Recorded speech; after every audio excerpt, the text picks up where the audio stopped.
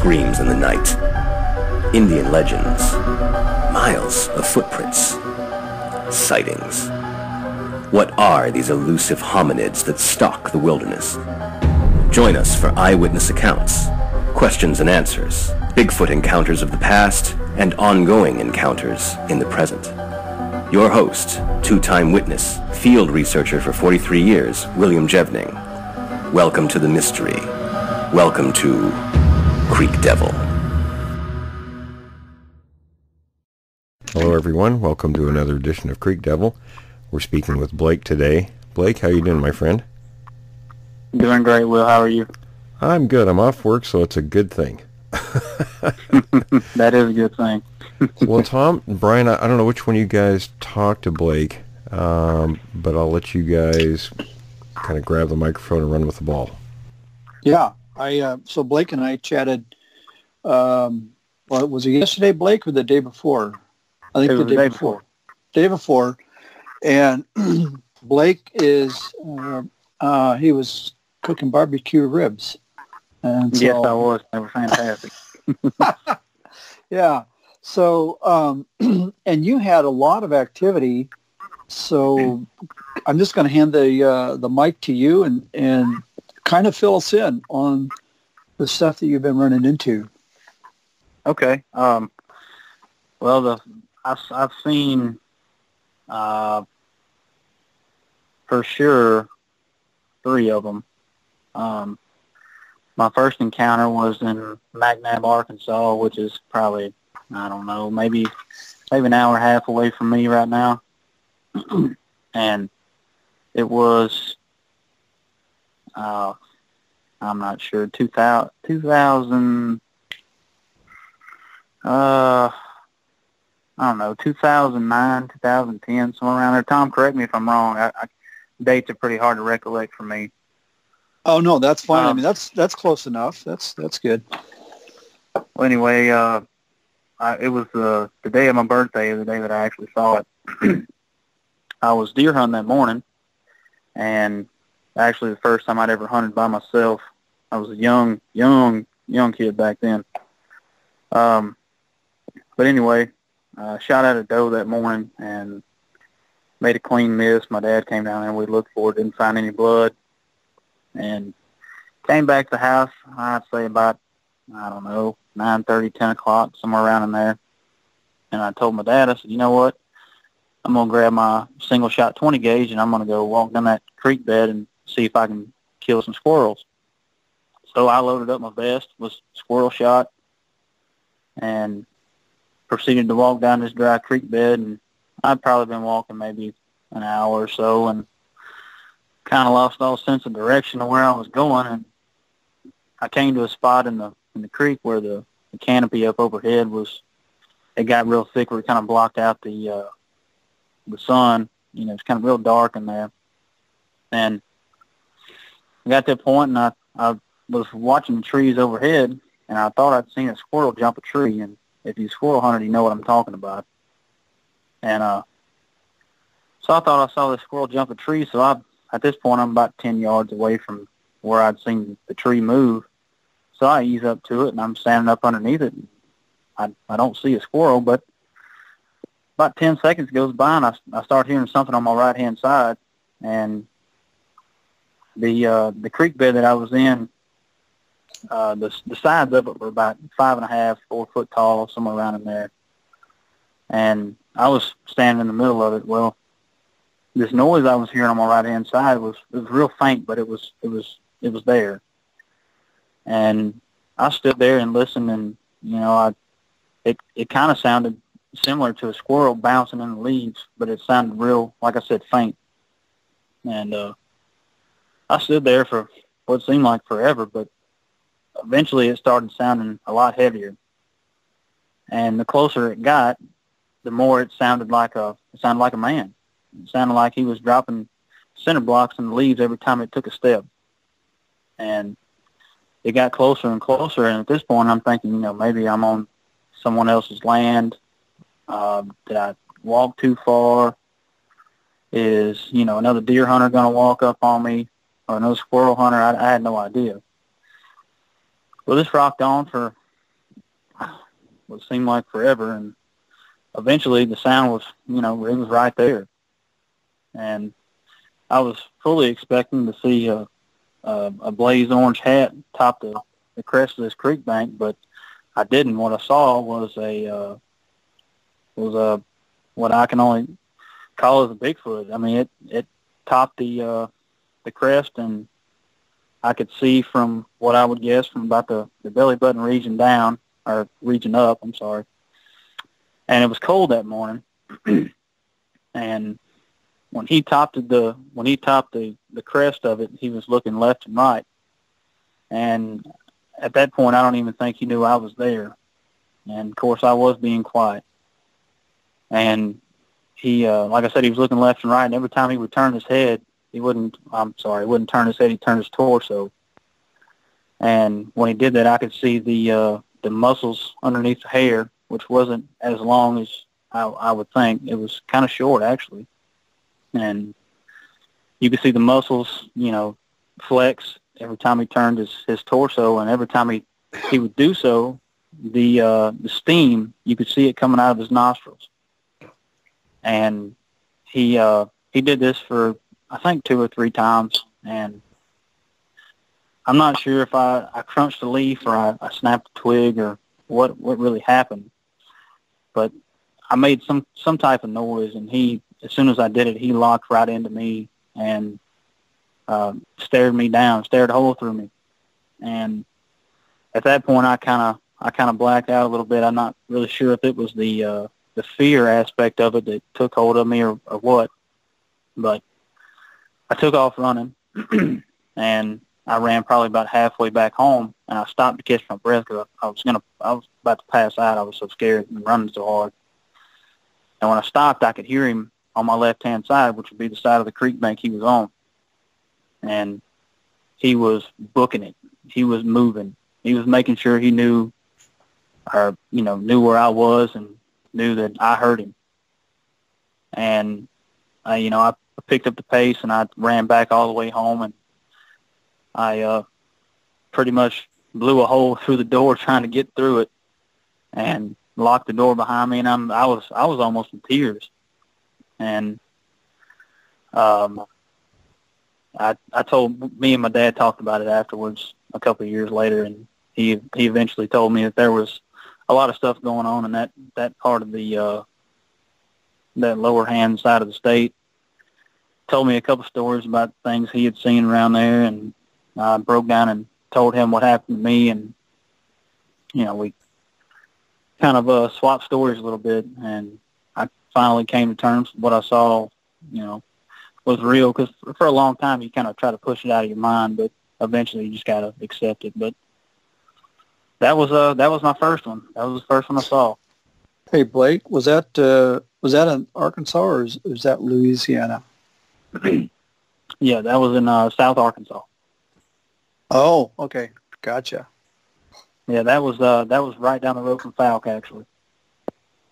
Oh, okay, interesting. Wow. And now you and I talked the other day, and you said your dad has also encountered. Has anybody else that you know of? I guess I'm trying to find out, is there any history or? Oh yeah, yeah. There's a lot of history in that area. My great grandma actually lived 2 houses down in the same vicinity of woods where I saw that one, and my dad ended up telling me that she had seen a little one looking in her bedroom window one night, or kitchen window or bedroom window. I'm not sure which one it was, but it was snowing, and they actually saw the tracks where it walked up to the window and then turned and walked off. And that was probably maybe 300 yards away from the house that I was staying in when I saw this first one. Hey, Blake, in your estimation, did you think that first one that you saw was a juvenile or a fully grown adult? I don't think it was a fully grown adult. I think it was, I don't want to say teenager because I don't want to give him that much credit, but I'd say in between. It was. I mean, it wasn't a giant, so to speak. But it was the physical features were very prominent. Mm-hmm. And when I say that, I mean it was very robust. I mean I think I told Tom the other night it looked like a 3/4 inch sheet of plywood. It was huge. But at the same time, the upper limbs, being the arms, weren't as big as you would expect for that big of a torso. It was the proportions were so off. It was hard to, I don't know how to say that. It was hard to soak in. And it's still hard to soak in at this point. But And you're talking about, go ahead. so you mean like well, I was just going to ask, you say the proportions are not what you expected. Do you mean like elongated arms or? Right. And, you think when you see something like that, you think more of like you try to put it into a realm of perspective, I guess you could say, and you try to compare it to, maybe a grown man, but it's very far away from that. I mean, it's really hard to explain. I mean, I don't know if you all have seen one, or I know Will has, but it's hard to wrap your mind around, so to speak, Right. And just one last question that I had was, do you remember what color the hair was? Solid black. Okay. Well, that sounds like pretty typical for juveniles, isn't it? Yeah, that's pretty in line for a younger one. Yeah, and I've heard that so many times since then. I've actually got a couple of friends of mine that are into this too, and not by choice, but they say the same thing. And of course, I've listened to Will and his shows since golly, it seems like forever. But I've paid attention to everything Will said because it matches up with everything that I've experienced and I've encountered and I've researched and so on and so forth. Mm-hmm. So can you tell us about your second experience? Because I'm very curious to see what you thought about the physical comparisons between the next one that you saw compared to the first one. Well, the next one that I saw was actually in Louisiana, probably about 45 minutes away from where I'm at now. It was in how do I say that without giving it away? It's in a national forest not very far away from me.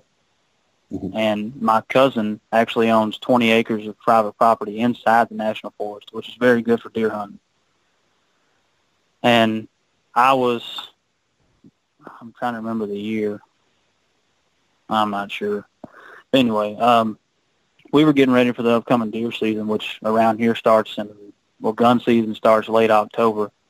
Bow season starts early October. But anyway, we had two big box stands, and we were getting ready, like I said, for the upcoming deer season, putting out deer corn and saw licks and trimming limbs and getting, all the stands cleaned out. Well, I got off work one afternoon and drove up to this property, and I got the two dogs at the house. One was a beagle, one was a Catahoula cur mix, and the beagle was mine, the Catahoula was my cousin's.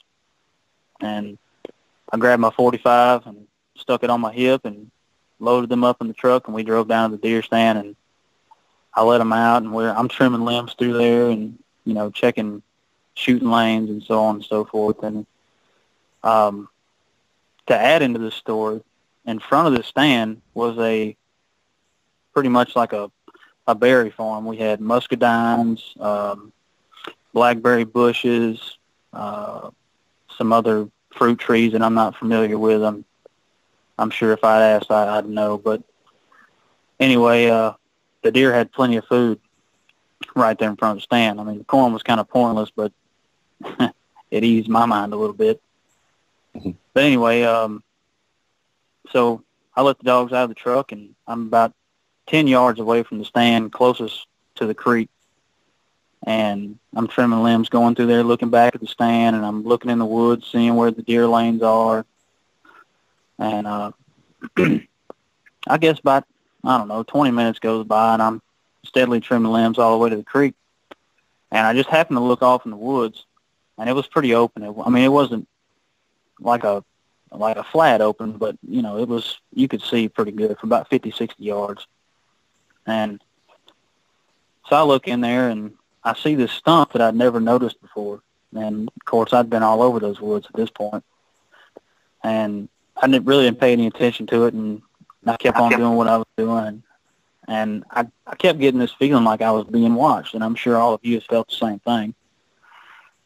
And I don't know, another minute or so goes by, and I look back at the dogs, and they're not acting any different. They're playing around, And I go back doing what I'm doing, and I get to that same spot, and I look back in the woods, and I see this stump. Well, I started focusing on the stump, and it seemed like this stump had two big eyeballs right in the center of it. And at that point, my hair on the back of my neck stood up, and I'm just locked in on this thing, and I'm watching. And for some reason, something told me to look back and check on the dogs. Well, as I turned my head, I looked back, and it was gone. And at that point, I grabbed both the dogs and threw them in the truck, and I drove back up to the house. And my cousin got there about, maybe an hour later. And I was telling him about it. And he was like, well, do you want to go down there and look around? I said, no, not really. I don't. I don't care how big the guns we got. I'm not going back down there today. So I went to work the next morning, and it bothered me the whole day. And I finally came back that afternoon, and I mustered up the courage to go down there. And as I walked into the woods, the stump was gone, obviously.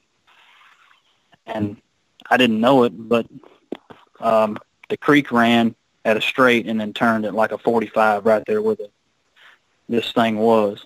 And the ground right there was bare. It was just broken up dirt. And you could see where it looked like he had laid down and had his head sticking up just above the creek, the bank of the creek. As I looked back, I could see where I was standing. It was just a clear shot. If I'd have been standing there, you saw me clear as day. And in the bottom of the creek, it had a little water flow in there, not much, maybe a couple of inches. But there was one big impression right in the center of it where it looked like it slid off the edge of the creek bank, put one foot in the middle of that thing, and jumped all the way up onto the other side of the bank.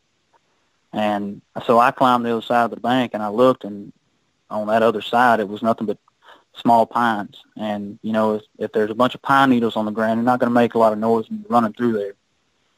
And I'm sure it knew that by that point. But yeah, it jumped from the gravel in that creek bed at least 4.5 feet up into that pine thicket and was gone. And I never even heard it.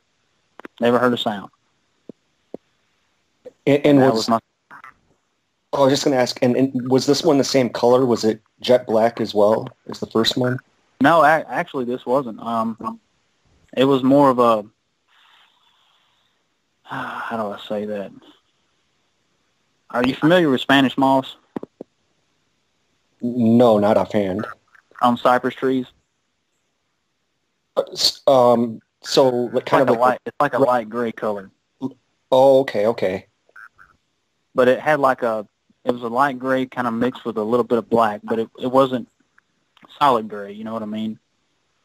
Right. But you could pick it out. I mean, if it was, in the middle of a green pine thicket, you could see it. But from where I was standing when it, topped the other side of the creek bank, it's so thick back in there, you would have never seen it take off. Mm-hmm. But yeah, it had a grayish, blackish tint to it. It's hard to explain, but the closest thing I can get to it would be Spanish moss off a cypress tree.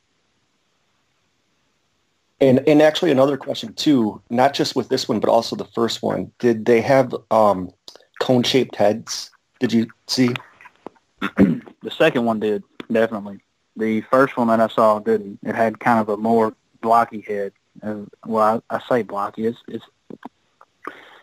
I think I told, how did I describe it? It looked like a bowling ball, kind of, because it didn't have a neck, you know. Okay. But the second one, I'm not sure if it had a neck or not, because I wasn't very far away from it, but I was far enough away where I couldn't really make out distinct features. Mm-hmm. But yeah, the first one the head looked more like a bowling ball, and the second one had a cone-shaped head, definitely.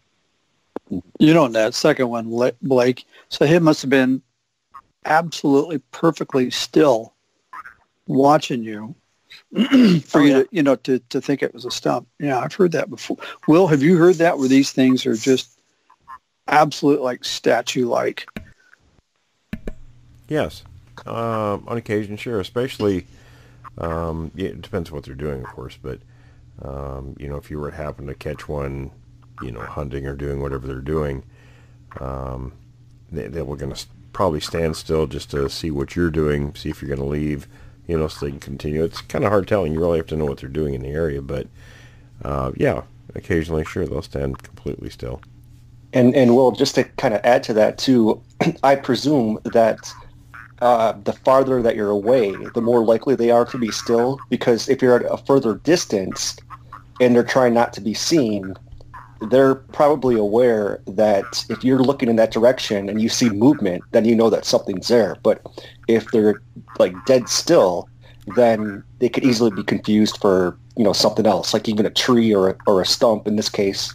Yeah, being the same posture as us, you know, in trees, coincidentally. If you stand still and with the dark coloring, you could easily be overlooked. Right.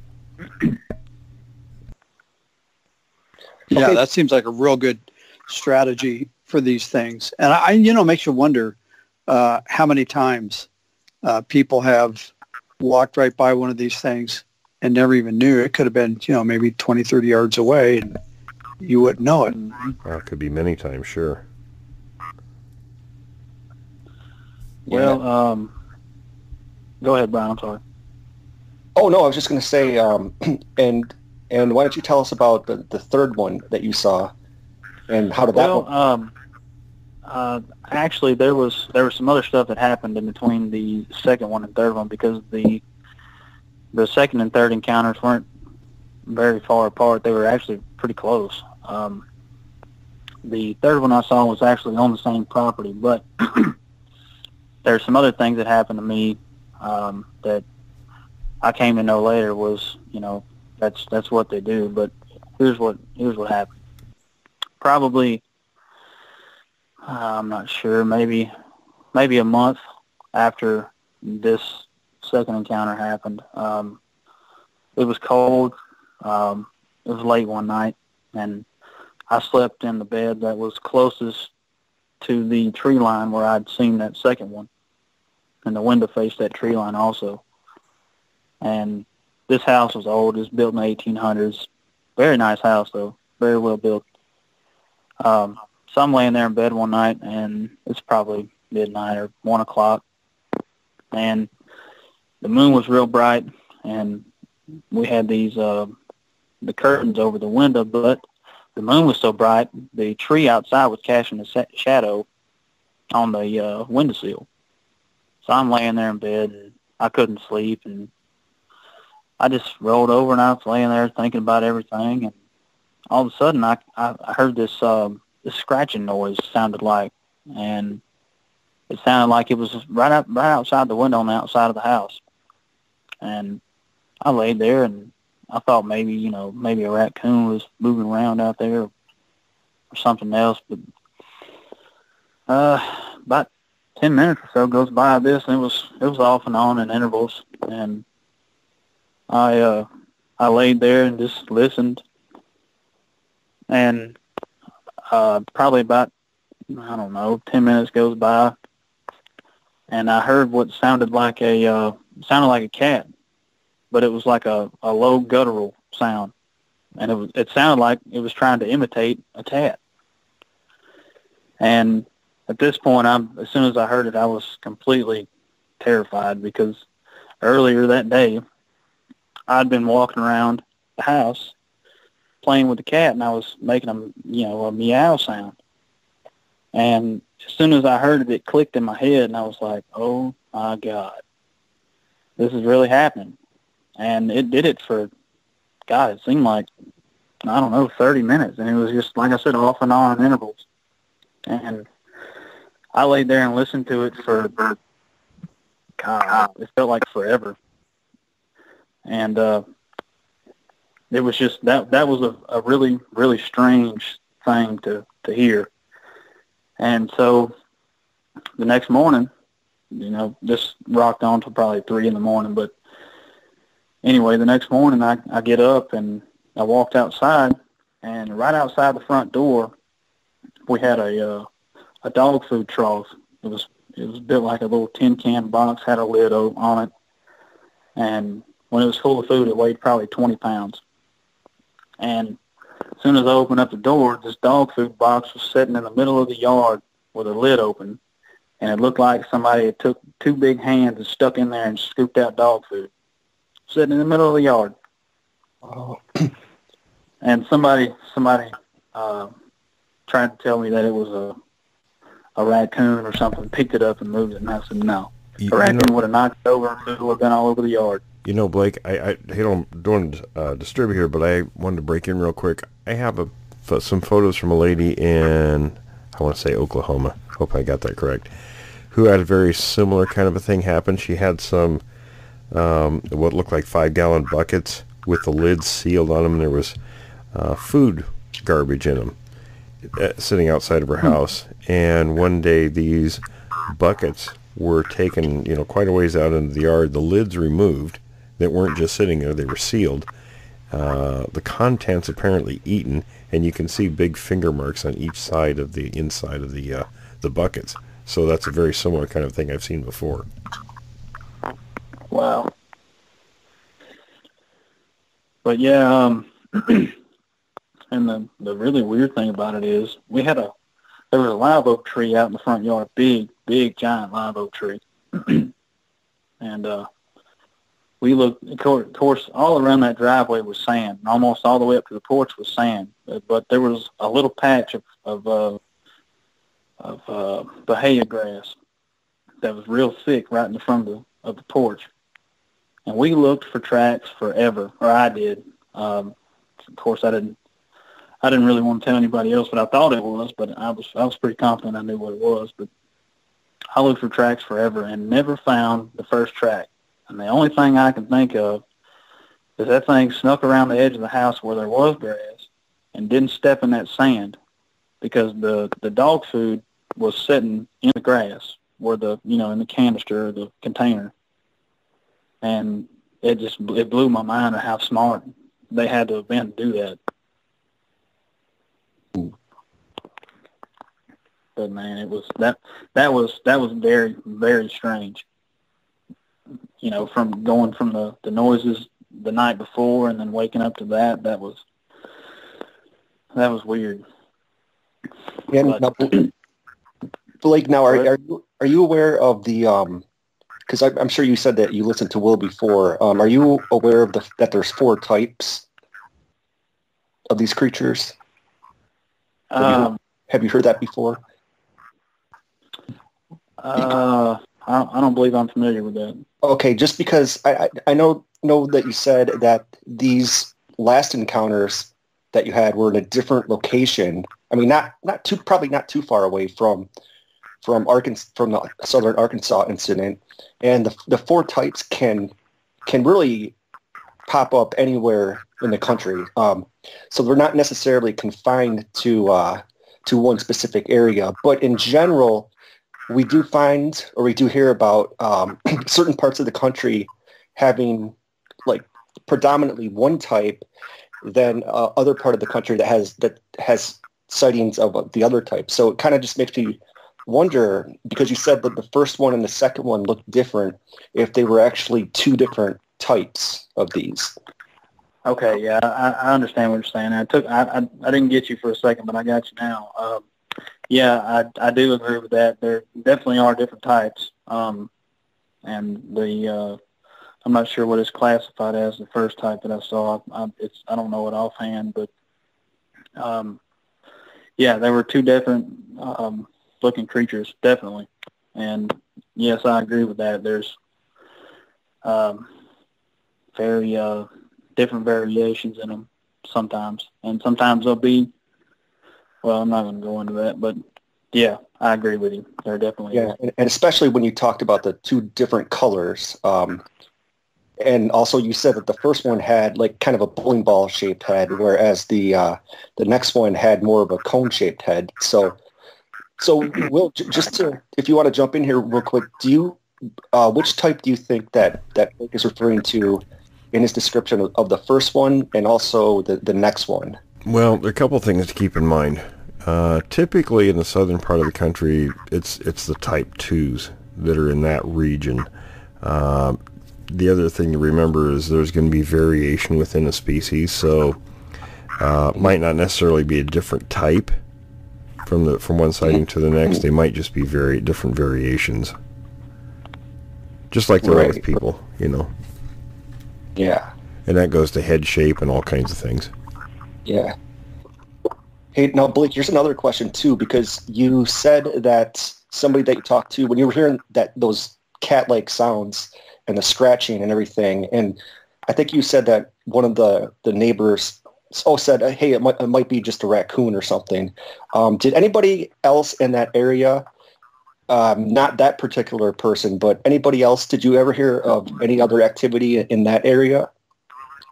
Actually, yeah, I did.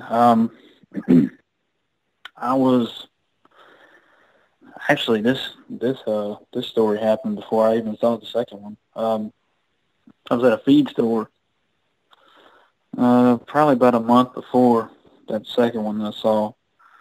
And I was standing there I was looking at corn and salt licks, and this old man walked up next to me, and we were talking back and forth, and he was like, well, I gotta get me a salt lick. And I said, your deer eating all of it? He said, no, not the deer. He said, the bears are getting to it. And I said, the bears? Of course, in this part of the country, I mean, bears are rare. And I said, was it a black bear? He said, yeah, I think so. And, of course, in my mind, I'm automatically going to Bigfoot. That's the first thing I think about when somebody says something like that. Yeah. Well, he proceeded to tell me that he had a couple of trail cam pictures of what he said it was a bear that picked up this salt lick and moved it out from in front of the camera. And of course, I didn't get to see the pictures. He wouldn't show them to me, which raises my eyebrows a little bit. And he said he had that's quite the bear. Yeah, I would say so, because them salt licks are about 5 pounds a piece or more. But he said he had another picture. Not even a circus bear. No. But he said he had another picture of what he said it looked like the back of one smashing it. I'm not sure if it was on a rock or what, because like I said, I didn't see the pictures. This is just secondhand knowledge. I'm not 100% sure on it, but it raised my eyebrows a little bit when he told me about it. Yeah. Well, you know, one thought I just had as well is that you said that your dad knew of activity in these area in that area in Arkansas, and one of the typical things that we can probably assume is that the gentleman that you're just referring to, we're talking about the bear. When you're kind of a stranger to somebody, sometimes they know more than what they're really saying, and they're more reluctant to talk about it to someone that they don't know that well. But in the case of your father, and I think you said that he talked about your grandmother as well having these experiences. It seems like people are more likely to come out and admit that they have more knowledge than people might think about that. Oh yeah, I totally agree with that, because I'm not sure how it is up north. I've never crossed the Mason-Dixon line, if you ask me, but down here, a lot of people don't stick their nose in other people's business, and if you ask the wrong questions, you'll find out real quick, that it's a bad situation. So when it comes to something like this, especially this topic, which is a touchy subject to begin with, you gotta kind of ease into it. And you gotta know somebody before you go running your mouth. That's definite for sure. Because I've made that mistake before. Yeah. But yeah, that was strange. And like I said, I repeatedly asked him. I was like, "Hey man, will you send me those pictures?" I gave him my phone number and everything, and he said, "Well, if I think about it, I'll send them to you." And he never did. But and that was only about probably 5 miles away from where I saw that second one and third one. Yeah. Sounds like you're a little bit suspicious that it's the same thing. Oh yeah, I'm pretty confident that's what it was. Sure. Well, given the proximity, more likely. Say that again, Will. You broke it. I was going to say, given the proximity, and it was around the same time period, right? Oh yeah. Yeah, it's very likely then. And some people are real finicky about pictures. Like you said, if they don't trust people too much, especially this subject. I've had people. I've got a picture that was sent to me, and the family that took it wanted absolutely nothing to do with it. In fact, they didn't send it to me. It was a family friend of theirs that sent it to me. So, pictures are a funny thing. Well, and I totally agree with that, because I've got several pictures of tracks on my phone that I've taken over the years, and I had a guy I showed them to. He said, "Well, there's a boot print right before it." I said, "Yeah, that was mine. I almost stepped in it." He was like, "Well, it's not real because there's a footprint right there." I said, "Well, I almost walked in it, so yeah, there's going to be a footprint right there." And and that's another story. Will, let me ask you something. I've had a lot of people tell me that a Bigfoot will walk in a straight line. Is that true? Well, here's the difference. I think some people are mixing this up. When they walk and you see a line of tracks, the tracks aren't toed out like ours are. I wouldn't say pigeon-toed, but the toes are. The feet look almost straight ahead of one another. Now, when they walk around, oftentimes when you find lines of tracks, they meander all over the place. They're not really in just a straight line. Yeah. So that's the two differences, and I think a lot of people mix that up. And Will, remember your first sort of introduction to the subject when you found the tracks on the railroad. They were kind of all over the place, right? Yeah, they were all over the place. And I've seen other lines of tracks. My brother-in-law, in fact, found tracks back in 2005 in an area not far from where we all grew up. And I counted over 100 tracks. It was a small area. I mean, most of it was surrounded by really thick grass and brush, so it wasn't conducive to prints. But in the area where we did find the prints, there were over 100 of them, and they meandered back and forth kind of aimlessly. And I've seen that and heard that many times over the years. Yeah, and that's an indication, too, that in most cases, they're not solitary creatures. So usually when you find, in a lot of cases, when you find tracks, you're not just looking at one individual, but probably several. Well, you don't know that unless you get different print sizes. Yeah. But the behavior of meandering, that's kind of it's an odd one to think about, because you'd think, well, they're going from point A to point B, but it's not really what they're doing when they're in a place. Mm-hmm. Well, do you think that is for concealment, Will? I have no idea.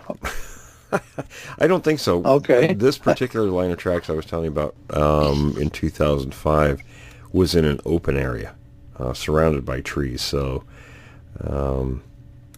for whatever it was doing, it was just kind of wandering back and forth and around and looping, and it was actually very difficult to count the tracks because of that behavior. But I've heard of that many times in other locations. Sometimes that you will find a straight line, they're going from point A to point B through an area, but a lot of times it's this meandering behavior.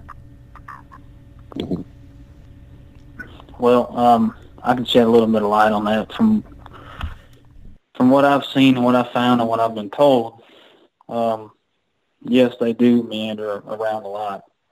And like I was telling you a minute ago about that picture of that track that I'm showing that guy, and he told me it wasn't real. Well, what I didn't tell him was probably 4.5 feet away from that, at almost a 90-degree angle, there was another track that was not as definitive as the one I took a picture of. And that line of tracks went from like you were saying, Will, it just bobbed and weaved around these trees and into the water a little bit and eased out, and it was strange. And of course, I didn't take any pictures of those because they looked like you took a rubber boot and just smashed it down in the mud, you know. And, it could be that they're in search mode when they're doing that. Maybe they're, looking for things to eat. I mean, that's most of their behavior. Yeah, and, they're driven by food, and a lot of people don't think about this, but I feel like they're driven more by food and water than anything. Oh, yeah, absolutely. And the social group that they have, that they're attached to. Yeah. And I had a guy tell me, not too long ago, that he researches up on the Sabine River on North Toledo Bend, right in that little area in that WMA. He told me that, every time he's around them, they're right there next to the river, or, maybe a mile out, and they'll move back in. They're never that far away from water because they're not going to travel those 46 miles to get to water. They're just not going to do it. Mm-hmm. But let's see. There was something else I was going to tell you about cracks. I don't remember what it was. Will, let me ask you something since I got you here. Sure. When you have you ever seen them walk on all fours? I haven't. No. Physically watched them? No, I haven't personally seen them walk on all fours, but I've talked to quite a few people that have. Well, I don't want to say I saw it walk on all fours. The third one I saw was kind of in between. It was kind of from 2 feet down to maybe one arm and maybe two arms at some point, but it was in that in-between point, kind of like he was, fixing to get ready to run and didn't do it, and he kind of jumped up a little bit. It's hard to explain unless you watch it, but... Yeah. And Blake, this subject has come up before, too, and kind of going back to Tom's previous question, sometimes it could be for concealment. I mean, possibly the lower you are to the ground, the less likely maybe something is to spot you, perhaps. Right, and I totally agree with that. It's just like a lot of researchers, or so-called researchers nowadays, they don't look up in the trees at all. They look on the ground because they're expecting something to be on the ground, but little do they know, they climb trees too, and I found that out firsthand. Yeah. I mean, it's the same aspect of it. Yeah. Now, when you say you found out firsthand, tell us a little bit about that, if you don't mind. Well, the third one was I don't want to say a very small one, but I'd say maybe 4.5 to 5 feet tall at the most. Not a very big one. Real skinny, actually, kind of built like me. I'm a skinny guy. But I was sitting on the porch in the same spot, the same house, same property of the second one that I saw. And I play guitar, and I was sitting out there playing guitar, and it was kind of drizzling rain a little bit. And I'm sitting there, and the dogs kept acting real funny because they always sit right there by my feet when I was outside. And right in front of the house was the driveway. And then once you hit the dirt road, of course, it went for a quarter mile or a mile in either direction before you hit blacktop, and it was just solid woods in between them.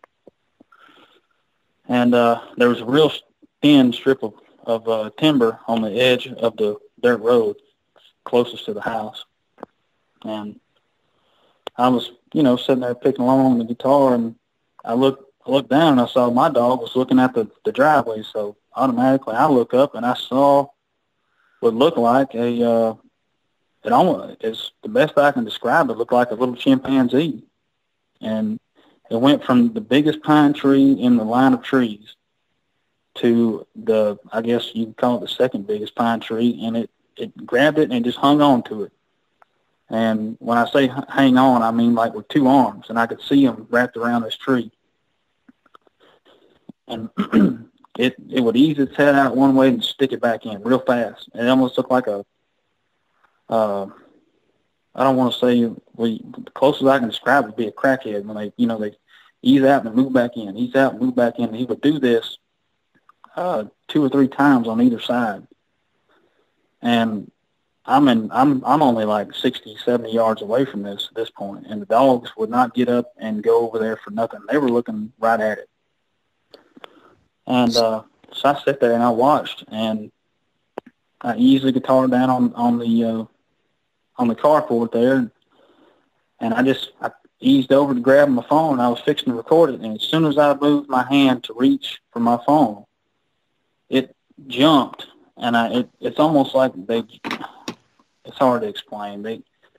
It's kind of like when you crouch down to jump over a creek or something. That's kind of how they catapult themselves a little bit.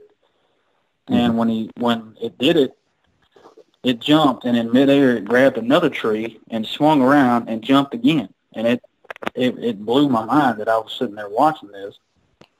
And it eased down on one arm, on all fours, except it had the other arm up, I think. And it took a couple leaps, and it was booking it by this point. And it's looking at you while it was doing some of this stuff, right? It knew you were there. Yeah. It's watching you. Wow. Mm-hmm. Did the dogs perhaps chase after it, or did they just stay put? Oh, no, they stayed put. As a matter of fact, the dog that I had right there by my foot, which was my dog, he turned around and walked over to the other side of the carport and lay down in his bed. Wow. And like I said, it took off, and it went into that same block of woods where I saw the second one.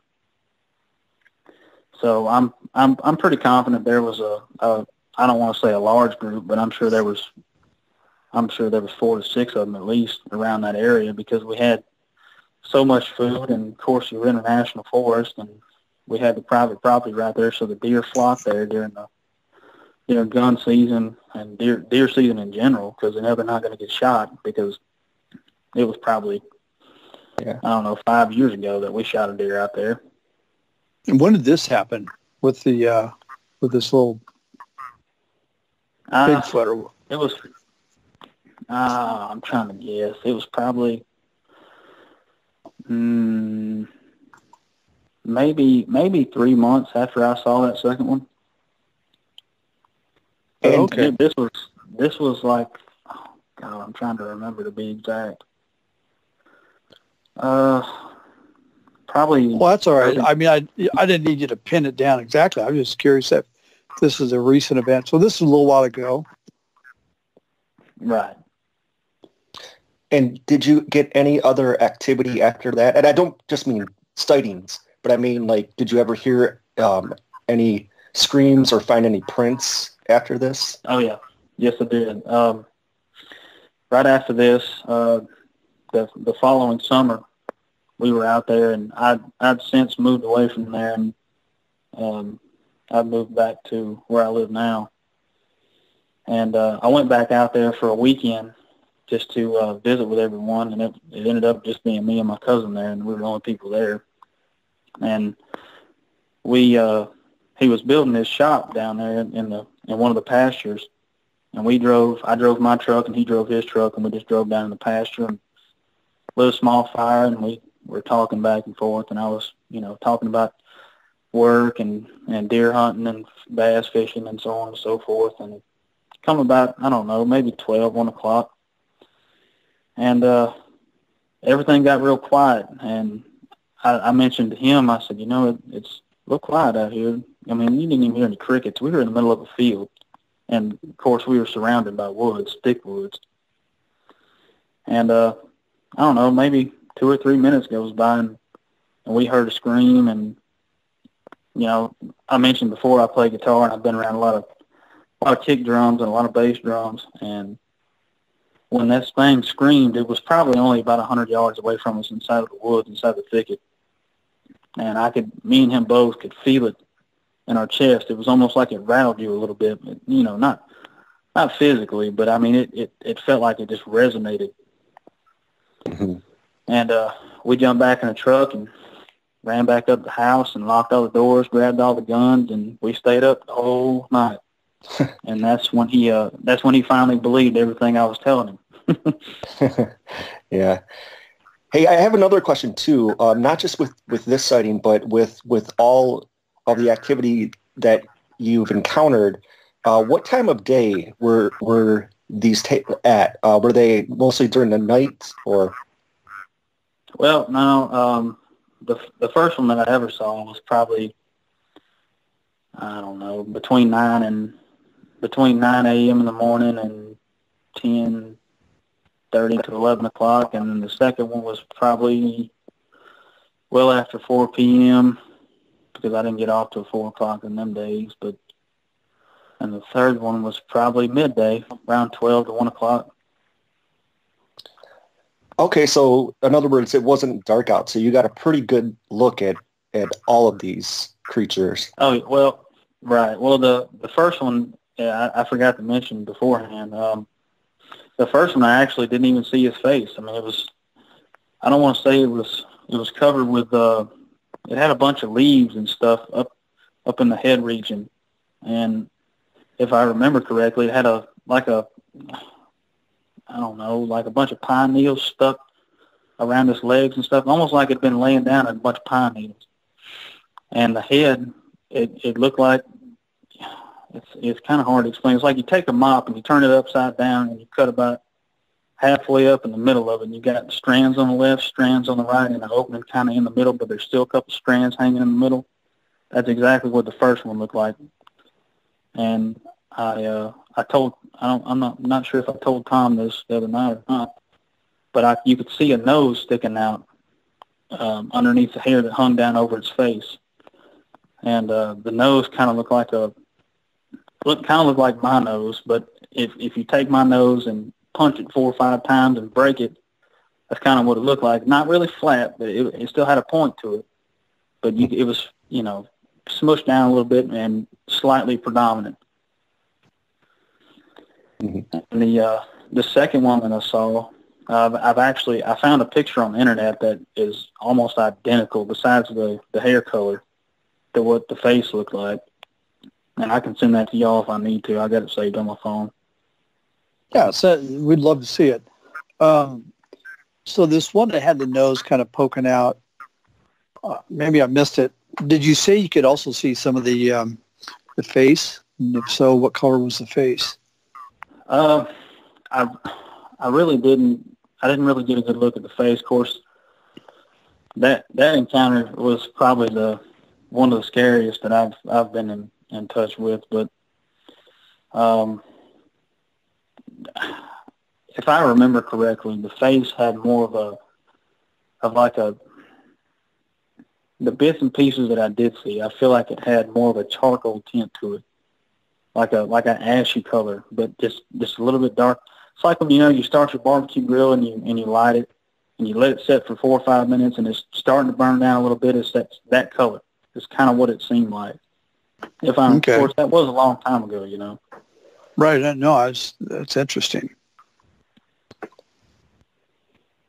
But yeah, there was a lot of stuff that happened at that property. And of course, I haven't been out there in probably 2 years, but there was a lot of stuff that happened out there that I'm sure I'm not even remembering right now that were so that stuck with me.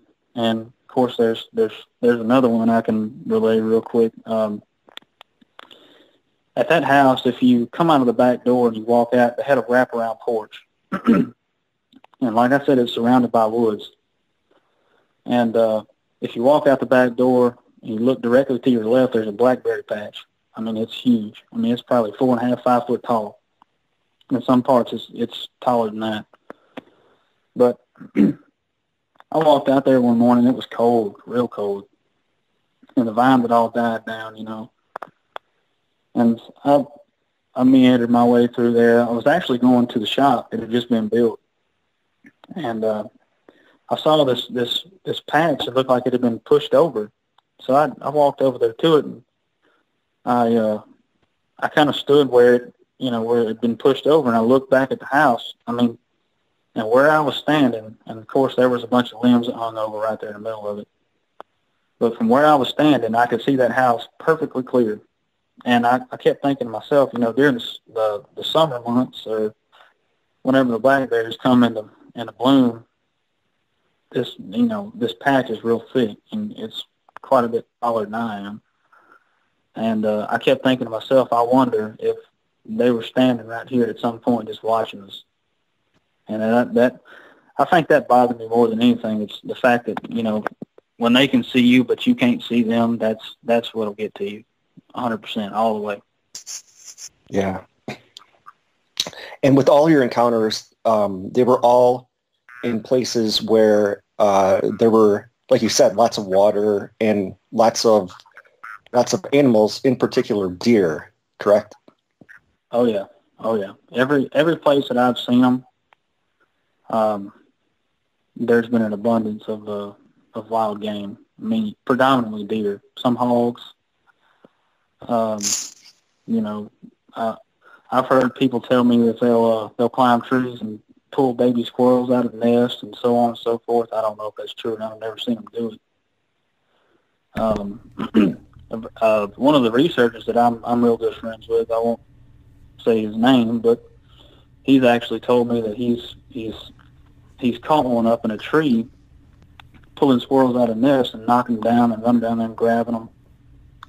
And he told me not too long ago, actually, that if you walk in a patch of woods and you see all the nest on the outside, like the skinnier limbs that can't hold a lot of weight, mm-hmm. that you got a pretty good chance they're in that area.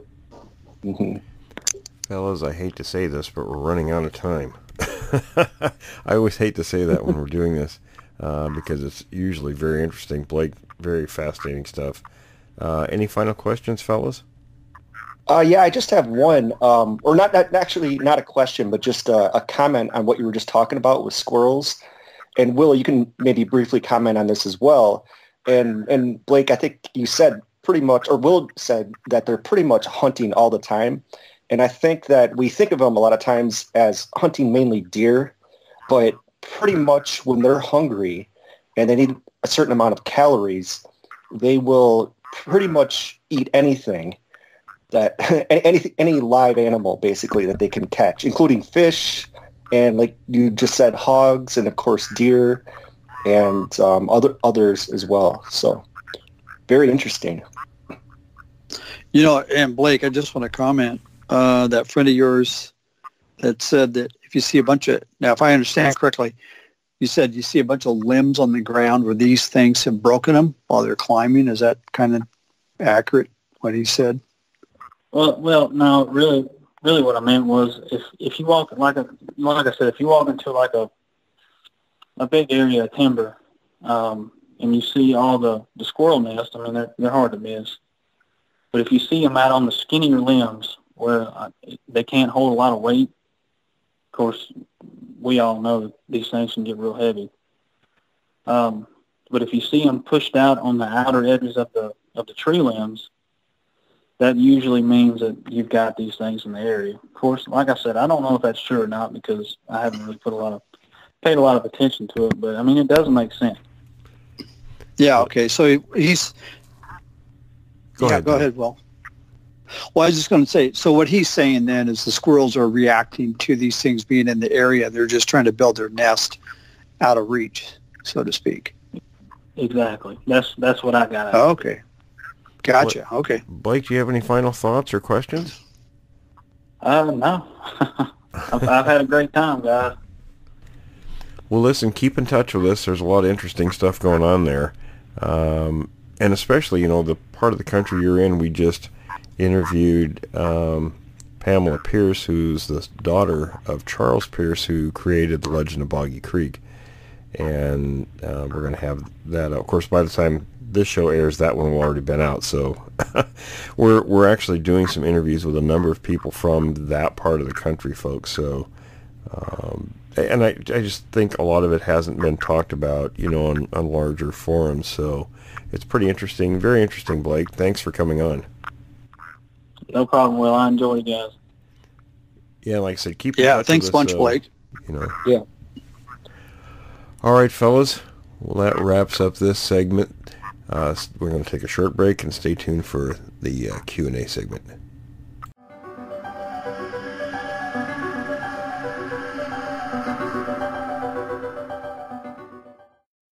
Welcome back from the break, everyone.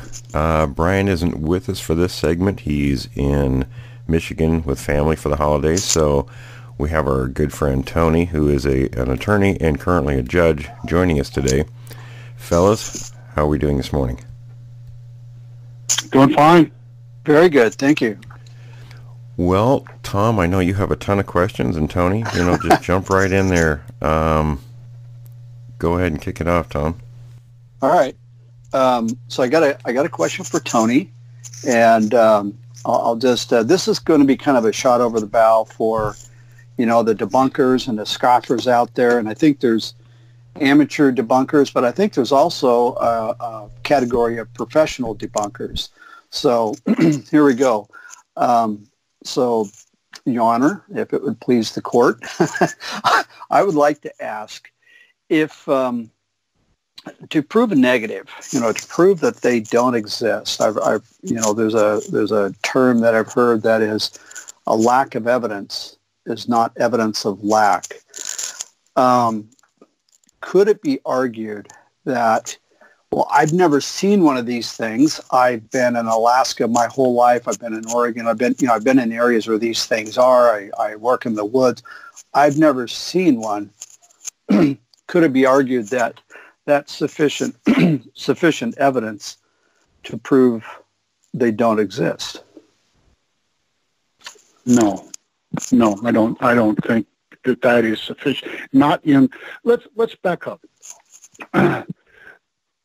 If you are going to prove or disprove any statement, then you would have to have the opportunity for both sides to submit their evidence.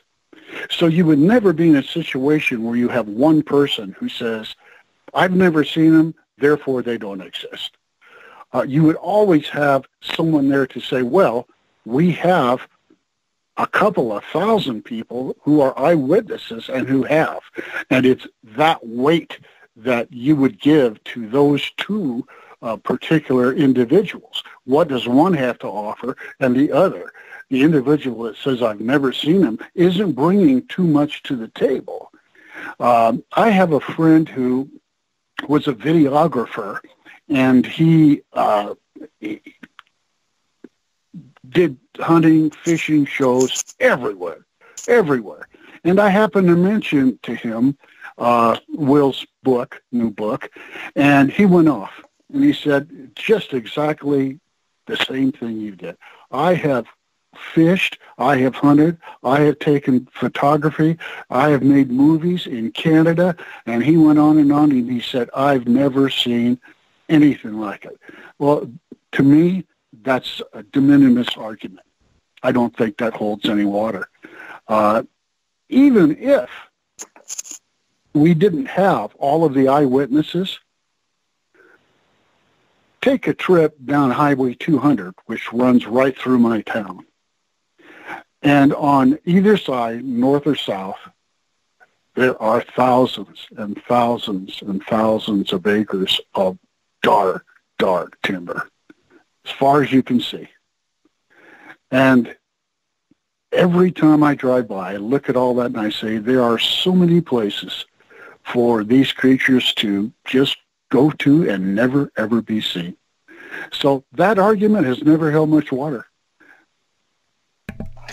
Okay. That's a great point. Let me make a comment first, Tom.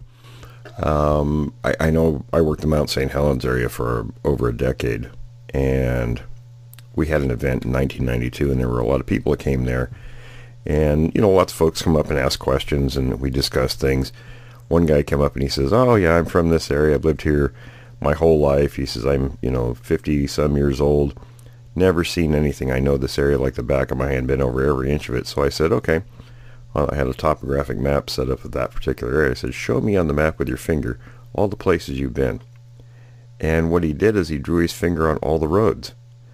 And I said, "Well, what about these?" I'd point out, the open spaces between these roads, which were quite significant. And before too long, he says, "I guess I really don't know that area." But you're right. I mean, especially with visibility, wintertime in a lot of areas, in our forested areas with, fir trees don't lose the leaves, so they kind of stay what they are throughout the year. So you get very limited visibility from roads, which most people, that's their access into those places.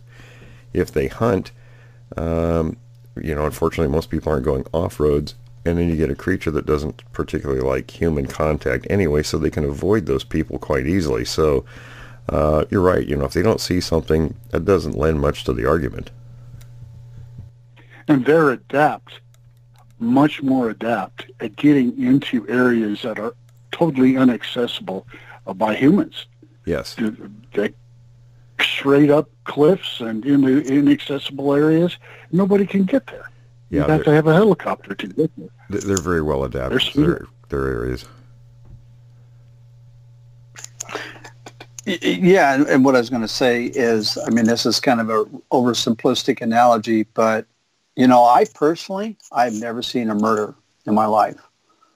But that doesn't mean just because I haven't seen one, they don't exist. I'm sure they do. We have tons of evidence. We have people that are eyewitnesses. We have all the physical evidence and that sort of thing. And again, it's a oversimplistic analogy, but if you can't, let me throw one at you. Yeah, let me throw one at you, because this is something that's been real curious to me. We always talk about prove. Let's prove the existence. How are we going to prove it if we don't have a body, if we do have a body, on and on and on? But in truth and in fact, it's already been proven. The government knows. If they have a miscreant Sasquatch, they go in and take care of it. They track them. They know where they're at. So who are we trying to prove it to? Well, the general public? Yeah, I think that's where the argument stays. It stays in the public opinion. And quite honestly, public opinion doesn't mean a whole hell of a lot when it comes to proving anything. I'll bet you, if I hunted an area the other day, almost killed me. It's called Hoodoo area, and it's private property, and way up in the mountains. It was fantastic. And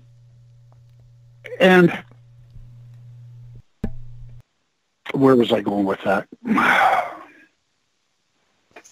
Well, we were talking about the public opinion about the existence. Yeah, I lost my train of thought. For crying out loud. Well, let's go back. I do it all the time when I'm wandering off too many different directions at once. Yeah, I was headed that way. I started thinking about how pretty it was and how I didn't get any elk, and that was it for me. My mind was gone. But if I were to shoot a Sasquatch, if I was up there and I shot a Sasquatch, said, "My goodness gracious, look what..." And I send an email to Will. Will, I shot a Sasquatch. Here's the picture. Let me ask you a question. Who get to my house first, Will or the feds? Yeah, I think we probably wouldn't see you again after that. No. See, that's what I'm saying. I thought about this. I could not send you an email. I couldn't call you. I couldn't do anything electronic. The only way I could get it to you is to send you a letter with a photograph and say, "Will, this thing's in my garage. Do you think you can get up here?" Mm-hmm. Because the government would be so far ahead of me. So how do we even prove it to the general public when it's being covered up so quickly? I don't think it can be done. But we're chasing a question that's a misnomer because they already know they're there. Government scientists have taken them apart. So, as Will said, we're really dealing with trying to get the general knowledge out there to the public. But it's already a given fact. Tom, you have questions from listeners? Yeah, I do, but I have another question still kind of along sure. this legal vein here, and that is, okay, so I think we're all in agreement that they do exist. If and when it got to the point where there's, like an official recognition, and this isn't a topic that we're interested in and we don't pursue, but I think there might be some parallels. I guess it was 2 years ago, and I didn't even know about it. The government came out and officially acknowledged, the existence of UFOs. And rather than a big public outcry and panic and all that, I think it turned into a big fat yawn, right? And most people don't even know about it. And when they do, they don't even care. So if and when this thing was proven to exist, okay, from a legal standpoint, let's say it was proven to exist and they said, yep, they exist. And not only do they exist, folks, but guess what? It's a hominid. It's not an animal. It's maybe parallel to humans. Would that give it an elevated status legally, something above wildlife, but maybe something slightly below humans? Would they get some extra protections? And I'm just wondering where that might go. And this is purely hypothetical. Well, my response is, what on earth do they need protection for? We can't find them anyway. That's a good point. Very good point, yeah. They need protection, that are 11,000 feet in the middle of winter. They're thriving. They're doing quite well. They don't appear to me to need any of our protection. Now, what a legislative body would do in making a determination as to their status as human or animal, who knows? I bet those guys could go anywhere. Yeah, it would depend once the Endangered Species Act is kicked in and they do all their studies and all that other stuff, and whatever recommendations would be to legislative bodies, that's where it would go in that direction. But you're right, nobody knows, and it's totally hypothetical. Did you hear about the gentleman that was hunting grizzlies in Alaska, Canada, or the border of Canada, Alaska, and he killed a grizzly? But it was odd.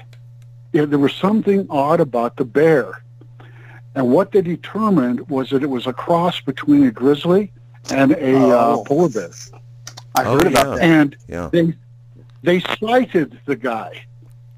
And he was in court for years while they tried to determine percentage of polar bear, whether it was a new species, whether it was this or that, in order to determine whether they're going to prosecute him. Oh, good Lord. If you took that one step further, you imagine what happened if someone would pop off a Sasquatch somewhere.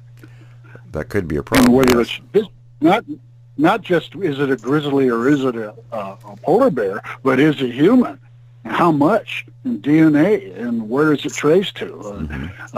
As I read that article, I thought, gee, the government would never let this go if something happened. Well, that's kind of where I was going with this is, let's say there's a situation, we had Dalton on recently. Let's say you're in a situation where these things are taking a very aggressive posture towards somebody's home or farm or ranch or what have you. Very aggressive. And so the homeowner feels that they need to defend themselves. So they, get the sufficient hardware to do it, big caliber rifles, and start popping these things off as they come in and attack the house. Would that be, I'm just wondering if that would be justifiable. Because I would think it would be justifiable. Well, it's justifiable against humans.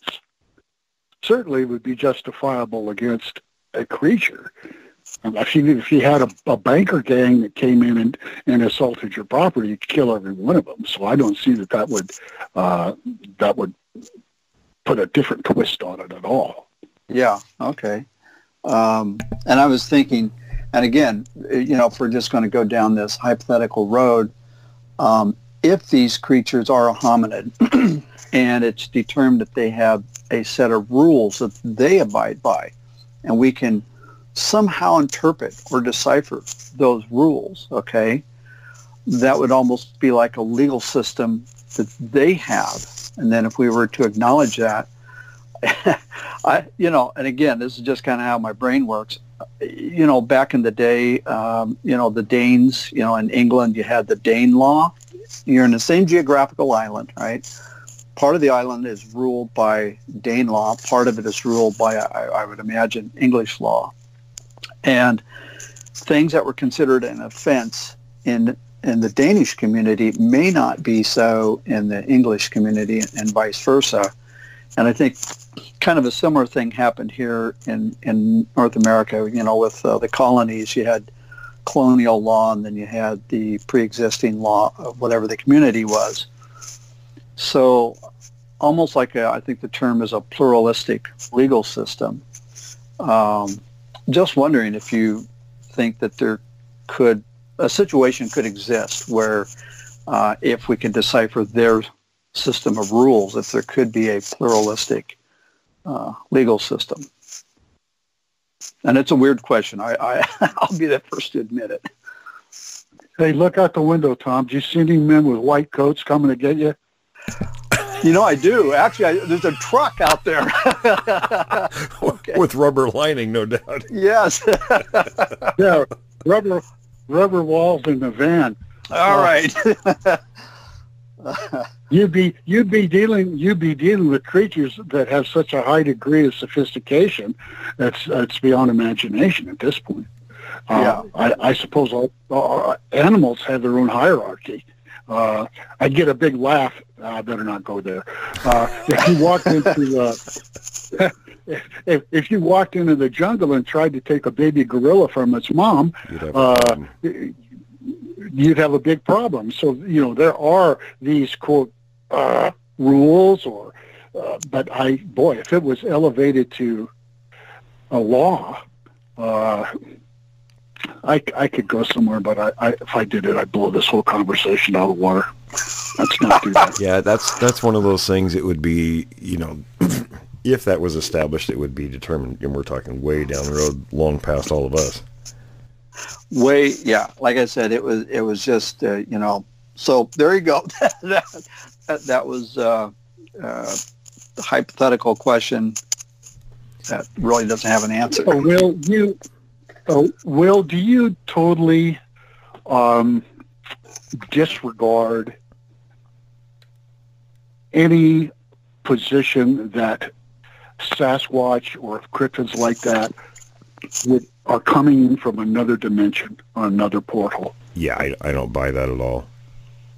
I think it's nonsense. Right. It's a nonsensical question. Or not question. The question is valid, obviously, but I would pose that question to people presenting it.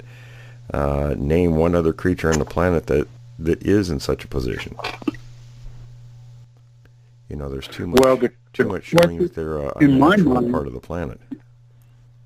In my mind, the question isn't whether there's another creature, but whether there is in fact, portals that do exist.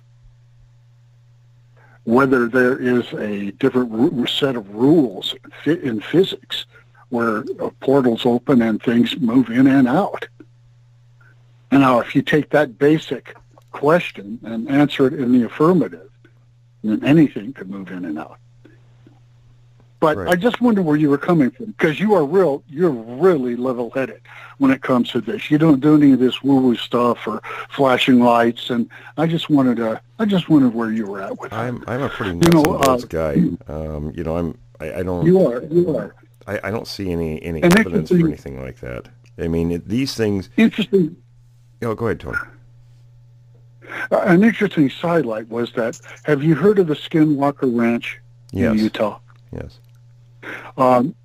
Bigelow, who is a multi-billionaire, bought that place and brought in some of the top flight scientists and technicians, and they set up camp there for, I don't know, a couple of years. And they did everything but pick the needles off the pine cones. And they witnessed these things. They actually witnessed a portal opening and a creature like that hitting the ground and taking off. Now, anybody else that would say that, I'd question. Although there are many people who do say that. And I'm certain you've all heard them. That they attach lights or strobes or something when Sasquatch is around. Now, that's not a huge number, very few. But a guy like Bigelow, who's now shooting rockets into space, documented it. So I always raise an eyebrow when I hear that. Well, I hear people say, yeah, I'd have to see their proof, and it hasn't been presented as far as I know. When average people say this stuff, I'm thinking there's definitely a heavy psychological component involved with that. Where people are adding things into a situation because things happen to a person's mind. When something is presented to them that the stress level is so big, their minds can't really grapple with it. So sometimes they may have heard of other things and they attach things to those situations. Right. Not knowing, like many cases, they're not doing it on purpose. It's what comes into their brain when their brain's trying to make sense of a situation that doesn't make sense. There's a real world example of that. I watched a guy the other day. He was doing a talk on Bigfoot. And one of the witnesses that he interviewed, this is up in British Columbia, was driving down a road at night. And, typical thing, one runs across the road very quickly, across the road, she said, in 2 steps, got to the other side of the road and vanished, just gone. Okay, so he goes out there the next day, or, anyway, he was out there in the daytime. I think it was the next day. Took a look at it to see how this thing, instead of just proceeding into the forest, it just vanished. And that was probably 8 or 9 foot Bigfoot. Well, the way it vanished was on the other side of the road was a very steep, not even a ditch, more like a ravine straight down, like a cliff. And it just hopped down to that cliff. And Will, you and I know that these things, or this is what you've told me, so, my knowledge comes from that, they will go, they don't go in a straight line. Right. It may have been running towards the forest, but soon it dropped into the ditch. And it just, think about it. It's running, it's nighttime. You're, like you said, you're under a stress situation. And you're viewing this through headlights. Okay, that's your lighting. Right, so you got a very limited field of vision. Very limited field of vision, and right outside of that field of vision, this thing suddenly is no longer there.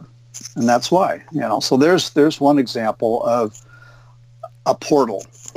Well, and in that situation, again, excuse me, you have that limited field of vision. The person, instantly they're confronted with something that really, their brain is having a really hard time adjusting to. They're not getting out, really searching the area, the things, how they move, not only, being able to jump into a ravine like that, but they can climb, extremely steep surfaces. They climb trees. They do all kinds of things. They could vanish up a tree in a moment, and the person would never know it. Right, and they do escape and evade maneuvers extremely when well. they're in the woods. That is one of the spookiest things about these creatures that I know of. The fact that something so big can climb trees, and not only climb trees, but hunker down in the grass and do a ninja crawl, scares the crap out of me. And we get lots of witnesses talking about all those kinds of circumstances. Oh my gosh, how do you can't protect yourself from that. Humans, when I go through the woods, I'm armed. I got a 458 Win Mag I pack on my back. But, I find myself looking ahead, not looking up in the trees, and certainly not looking into grass. It is just the prime predator. Yeah. Absolutely. And I think our behavior isn't really designed anymore. You know, ancient people watched all those things because they had to survive, obviously, in the elements. So they had to watch all of those factors. Where we've got this artificial construct we've made around ourselves that has really moved us away from our roots, our ancestors, what got us to where we are. And it's a disadvantage because if you're out in those elements, you no longer have those tools that made us survivors in the animal kingdom. Well, you know, I'm with Tony when I'm out walking around in the woods. Your focus is on what's in front of you, not in the trees. I remember as a kid when I was taught to hunt, was you walk, if you're going down a game trail or whatever, you go down a little ways and you look behind you because oftentimes deer or elk or whatever game you're looking for will wait for you to pass right by them. And then they'll cross the trail and keep going, wherever it is that they're going. Even small animals, rabbits and squirrels and stuff will do that sometimes. So if the prey animals do this, and things that we know exist, they use that as a strategy to remain hidden. Yeah, they're aware of, predators' behaviors to some extent, and how to avoid them.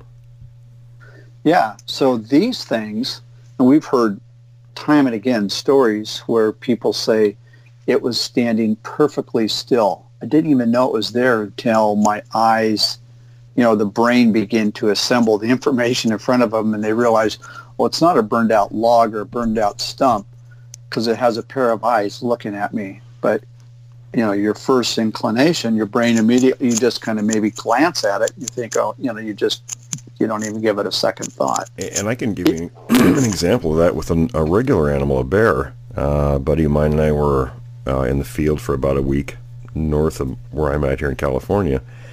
And he was kind of bummed out because we hadn't seen any kind of evidence or anything for days. And we were driving down this forest road, and it was kind of overgrown, kind of a big canopy over the road. It's really kind of gloomy. And I was trying to cheer him up. I said, I was thinking there was just a log laying on the side of the road up ahead. And I said, now you watch, we get up here, that's not going to be a log. It's going to get up and run across the road. And I'll be damned if we didn't get up about 100 feet. And it was about a 400-pound black bear that jumped up and ran across the road. It was laying in a place where you would never expect it to be, where it shouldn't have been. And both of us about crapped ourselves. He says, damn it, quit saying things like that. Every time you say that, it happens. Well, I saw that one time. It wasn't a bear. It was at the one and only time here in Oregon. I was in one of the side highways that's not really used very much anymore. But a group of us. So it wasn't just me that saw it, a bunch of us. It was a wolverine, and it was huge, a giant cinnamon wolverine just sauntered across the road in front of us. It wasn't in a hurry. And when I drove by and I looked, and there was a culvert there, and I looked down, I thought, this thing sauntered across the road. He's gone. No, he had turned around and was glaring at us with these little black beady eyes. I was like, oh, I didn't want to get out and take a picture. Yeah, I'll tell you one that I haven't shared with anyone, and I haven't because I was in a quandary. But it was again, I'm up here in northwest Montana. And looking at critters is a pastime for people up here. Everybody drives, and we're looking for elk, and we're looking for deer, and we're looking for grizzlies, and your eyes are just always constantly scanning. It's just part of the process. It's in the nature of the people. And so it was about 7 o'clock. I'm headed eastbound on Highway 200. The sun was up. It was really, really a beautiful morning. This was about 6 months ago. The road is straight as an arrow. I'm looking down the road, and about, I'm going to say 200 yards, An animal shoots across the road from my right to my left. It was low to the ground. From one end of the animal to its nose, from the tip of the tail, and it had a long tail, to its nose, it exceeded the length of a lane. And it moved like a cheetah. Its front paws were stretched out real far, and its back legs were stretched out. It looked like you've seen those pictures of cheetah chasing down antelope or something. Right. Pitch black. And it shot across the road so fast. And I said, what in the world? Not a bear. Too sleek, too low to the ground. Didn't lumber like a bear. It looked like a big black mountain lion. That's what it sounds like. And I mean twice the size of a mountain lion. But there's no such thing as a black mountain lion, at least in Montana. I pulled over to the side of the road where it went in. I pulled and stopped, rolled down the window, and said, "What am I doing? Are you stupid?" Rolled up the window and took off, and all day long, I wondered what that could possibly be. To this day, I don't know, but it was lightning fast. It was low to the ground, and it was huge. Okay, so I got something, maybe a follow-up to that. This summer, my buddy and I were, we go tromping all over the place. And one of the things we like to do is go visit some of the fire lookouts, right? And you can go there, and if you go there during certain hours, they actually let you go up and tour them, right? So we went up to one, and the gal who is the ranger or fire tech or whatever their title is, we got chatting with her, and we got talking about animals. She said, "Yeah," and there's actually two lookouts we like to go visit. Okay, and so we're talking about the gal at the other one who's like 20 some miles away. She goes, "Yeah," and he goes, "She sucks. She saw this bear this morning." And and didn't tell me about it until later. And then she said, the other day, I saw a black mountain lion run across the road, a big black mountain lion. And I was like, I've never heard of black mountain lions. So I Googled it. And then I think, I asked you about it. That was this summer at one point. I don't know if you remember that conversation. But you'd confirm that there is such a thing as black mountain lions, and there are. So anyway, this is just kind of confirmation of that. I had a Forest Service forest ranger tell me that. It's an amazing thing. I would love to see one. Here's the thing. Every time these areas that I go to, I got to tell you, Bigfoot's got nothing on the mountain lions in this area because there are footprints everywhere and scat of the mountain lions. I have never once seen a mountain lion in the wild. They're like the Bigfoots of the cat world. They're there, and I'm sure they're up in trees. But it's just interesting. There's tons of them. I never see them. They're very, very skittish. Well, there's a lot more cats now than people think. Before I moved to California, we were up by Mount Rainier, and you would never see cats around, people where they were camping, and not that they weren't, but we just never saw them. And my last camping trip before moving here, there were two sets, and they circled the camp a few times, which was a little unnerving. Yeah, actually, I was just looking at some pictures here online of black mountain lions.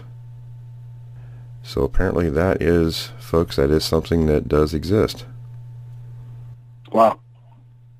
Well, look at Arizona, and this is what I find absolutely fascinating, is have either one of you heard about the jaguars that actually come up from Central America through Mexico, cross the border, and into Arizona. And there's one, the Fish and Wildlife, they call him El Jefe, and they watch him on cameras. Well, I think those cats actually used to be part of the Southwest. Yeah, they were. Yeah. Now that's a serious cat. I mean, you can bend rebar in that thing's jaws. Yeah, I think they got an incredible bite force. Well, I think it just goes to show there's a lot of things that we aren't aware of, or maybe we choose not to be aware of. Right. But I would love to see one of those I'd like to see a mountain lion, period, under safe conditions, right? I remember. Qualify that. I guess as the last thing before we move on to some listener questions, I remember my buddy Jack and I were up by. I think we were between Mount St. Helens and Mount Adams, and I just saw this big 2-page article from the Portland newspaper where were talking about there were no more lynx in that region, that they were all gone. So we, being heavy coffee drinkers, we had to stop and take care of business one afternoon, and I kind of went off to the brush, and lo and behold, this lynx was right there. And he wasn't in a big hurry, didn't care to leave. He looked at me like, yeah, you could be lunch. And I snapped a few pictures of it, and it just kind of wandered off like a house cat, the way they behave sometimes. Like, screw you. You see those Canadian lynx are huge. Yes. It was a big cat. Yep. But it just goes to show that scientists were wrong. They said they weren't in that area, and there was one. Yep. Well, Tom, let's do some of the listeners' questions. I know you've got quite a few of them, and we don't want to disappoint the folks out there. Okay.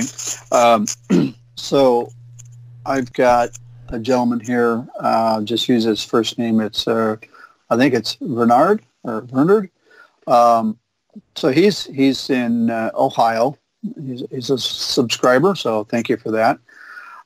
So this has to do with the Bigfoot types. He said, my questions are the following. He would like to know, he would like a little more insight from the three of us. And actually, I'm going to defer 100% to Will. So there's the original patty type. Did the patty type originate from a direct source, or is it a kind of like a hybrid mixed with something else to create these beings? And types 2, 3s, and 4s could possibly be a lab result or the result of the government trying to recreate the original type. Any opinions? No, here's the deal. These creatures, now at one time, science knows that there were at least 7 different hominid species existing at the same time. Probably more, because that's just the fossil remains they found. Which means they weren't necessarily human. They weren't ape. They were kind of in, we talked to John, our forensic anthropologist, and he talked about, everybody, they present this family tree thing, of species to people, and he said that's not quite correct. It's more like bushes. In other words, there's, groups that develop on their own simultaneously. And I do remember him talking about that in my early anthropology training. So for a number of these things to develop simultaneously, it does happen, has happened, does happen. As far as the 4 types go, they weren't created. When you go into different parts of the world, you look at different animal species, and they develop certain traits largely based on their geography, and not breeding necessarily outside of that area. So you get specific, you look at humans, we have all kinds of variations, and it's the same thing. You're in closed areas, not necessarily mixing with other groups as much, so you develop certain traits in that area that are different than other groups. So with these types, now there's mainly 2 groupings, and they're very different from one another. The one grouping is like you see in the Patterson film, and largely you can distinguish them by their teeth, which is a major characteristic. They don't have the pronounced canines like gorillas and chimps do. They're more like us, with kind of the flat, blocky teeth. And that's the type 1, like you see in the Patterson film, and that's the type 4 that we see mostly in the northeastern Canada. The other variation, the type 2s and 3s are very similar. They're kind of the same thing, except one has a very specific region that it's in, and they have that pronounced simian type face like gorillas and chimps do. Most Sasquatches are flat-faced, very flat-faced. So that variation has very pronounced canines like gorillas and chimps do. So that's the main feature between the two types. There are 4, and then there may be other variations, because you're not just talking about species types, you're talking about small variations. Let's say in Texas you have one set of characteristics, and then you look at, say, the Carolinas, you've got the same creature, but there's maybe some different characteristics. You know what I mean? There may be some small variations, and hair color and lots of things, lots of small variations. Yeah, so when we're just talking about like variation in species, I mean, you get that with bears, deer, everything. Okay. Yeah, not everything is carbon copies of one another. There's some. If you look at different animals, you can pick them out individually from one another. Oh yeah, sure. And even with deer, we used to live in a place where we had deer in our yard all the time. And you look at their face, and you can recognize some of them just have a different face than others. Yeah, no two are identical, and you have to have that variation within a species for survival, because some traits, if a climate situation happens that's adverse to a species, if they were all carbon copies of one another, it might kill everything. So the variation, it might kill some, others might thrive in that environment. So, that's what successful evolution means. Right. So, and again, I want to go back. This is a question that I guess is just my poor memory, but so the type 1s and the type 4s are the ones that are closest related? They would be in the same grouping, even though they're very different from one another. Okay. And then the type 2s and 3s. I know the type 3s, those are easy to remember because they're the ones with a kind of a baboon like snout. Right. But I didn't know that there's another one. The type 2s are kind of simian face, like a chimp or gorilla. The 2s have the flat face like the 1s do, like the ones out here.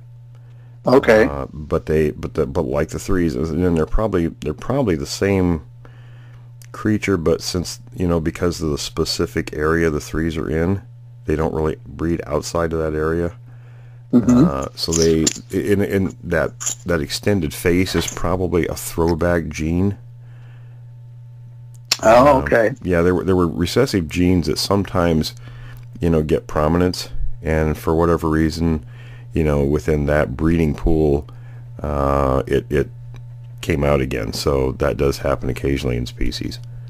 There's lots of recessive genes that we have that don't make themselves known. I remember things when they talked about recessive genes, and things that they don't understand are like when you look at human earlobes, where some are detached and some are attached. That's an example of a recessive gene. They don't know what the difference is, why one developed and the other one doesn't. Oh, interesting. Okay, so just to kind of summarize real quick, type 1s and type 2s would be the ones with flatter faces. Is that correct? Well, all the types except 3 have very flat faces. Oh, okay, gotcha. All right. Now, you can look at even, say, the type 1s, and the variations are things like, in the mountainous regions, like when you see in the Patterson film, that creature is very muscular, very bulky. That's indicative of them living in mountainous conditions. They become adapted to very steep terrain. If you go farther east where the ground is flatter, and we get lots of reports of this, it's the same creature, but they're very much more slender, and they're designed more for running than the ones in the mountains for climbing and things like that. So that's a variation that's adapted to their environment. Okay. All right. Interesting. Okay, so we got a question here. This is from Fred in Okinawa.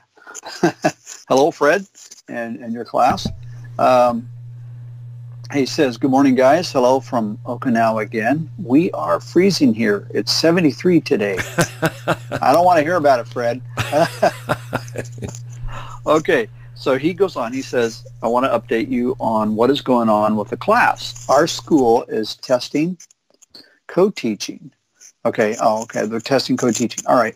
A removable wall was open between two classrooms, and there are 48 students between two teachers. This large of a class makes our Sasquatch project a challenge. My co-teacher, Kelly, and I don't have time to observe and grade 48 individual projects. Here are considering two ideas. One, small groups of students who feel the same for or against skeptic about Sasquatch. Two, mixing up small groups and have them present counterpoints. And actually, I think our earlier discussion today maybe that'll help them out a little bit. I've been struggling to find evidence against existence of Sasquatch. Again, that goes back to our earlier conversation. Will, I think it is what you said. It is not that there is evidence against it. It is that science is unwilling to look at the evidence, the existing evidence. I hope I quoted that right. I've been presenting evidence for Sasquatch's existence and ran across a book that might fit the bill on the evidence against. It is Hunting Monsters, Cryptozoology, and the Reality Behind the Myths by Darren Naish. Hope I pronounced Darren's name correctly. Naish attempts to debunk the Patterson-Gimlin film, Footprints, etc. Now, while I don't agree with him, it is good that the students hear what the critics say. Okay? So, Will, are you interested in conducting a video conference again? The students would love it. How about everybody else? Brian, Tom, etc. Let me know. Until then, have a Merry Christmas. Happy New Year, everyone. Oh, yeah, I almost forgot. Connor, the student, has a question. Are Sasquatches colorblind, or do they see in full color? And I got to say, Connor, in my opinion, that's a very good question. Excellent question. Yeah, I'd actually responded to Fred. Hello, Fred and students. Merry Christmas, Happy New Year to all of you there. I'm sure they do see in color. And I can't remember. I sent the answer to him, so my mind's already running down a different track. Sorry, guys. I was going back to the evidence thing, Tony, and I wanted to get you involved in this because this is kind of a big thing when it comes to evidence. And a lot of people, it's always out there in the court of public opinion. We have lots of things that are evidence.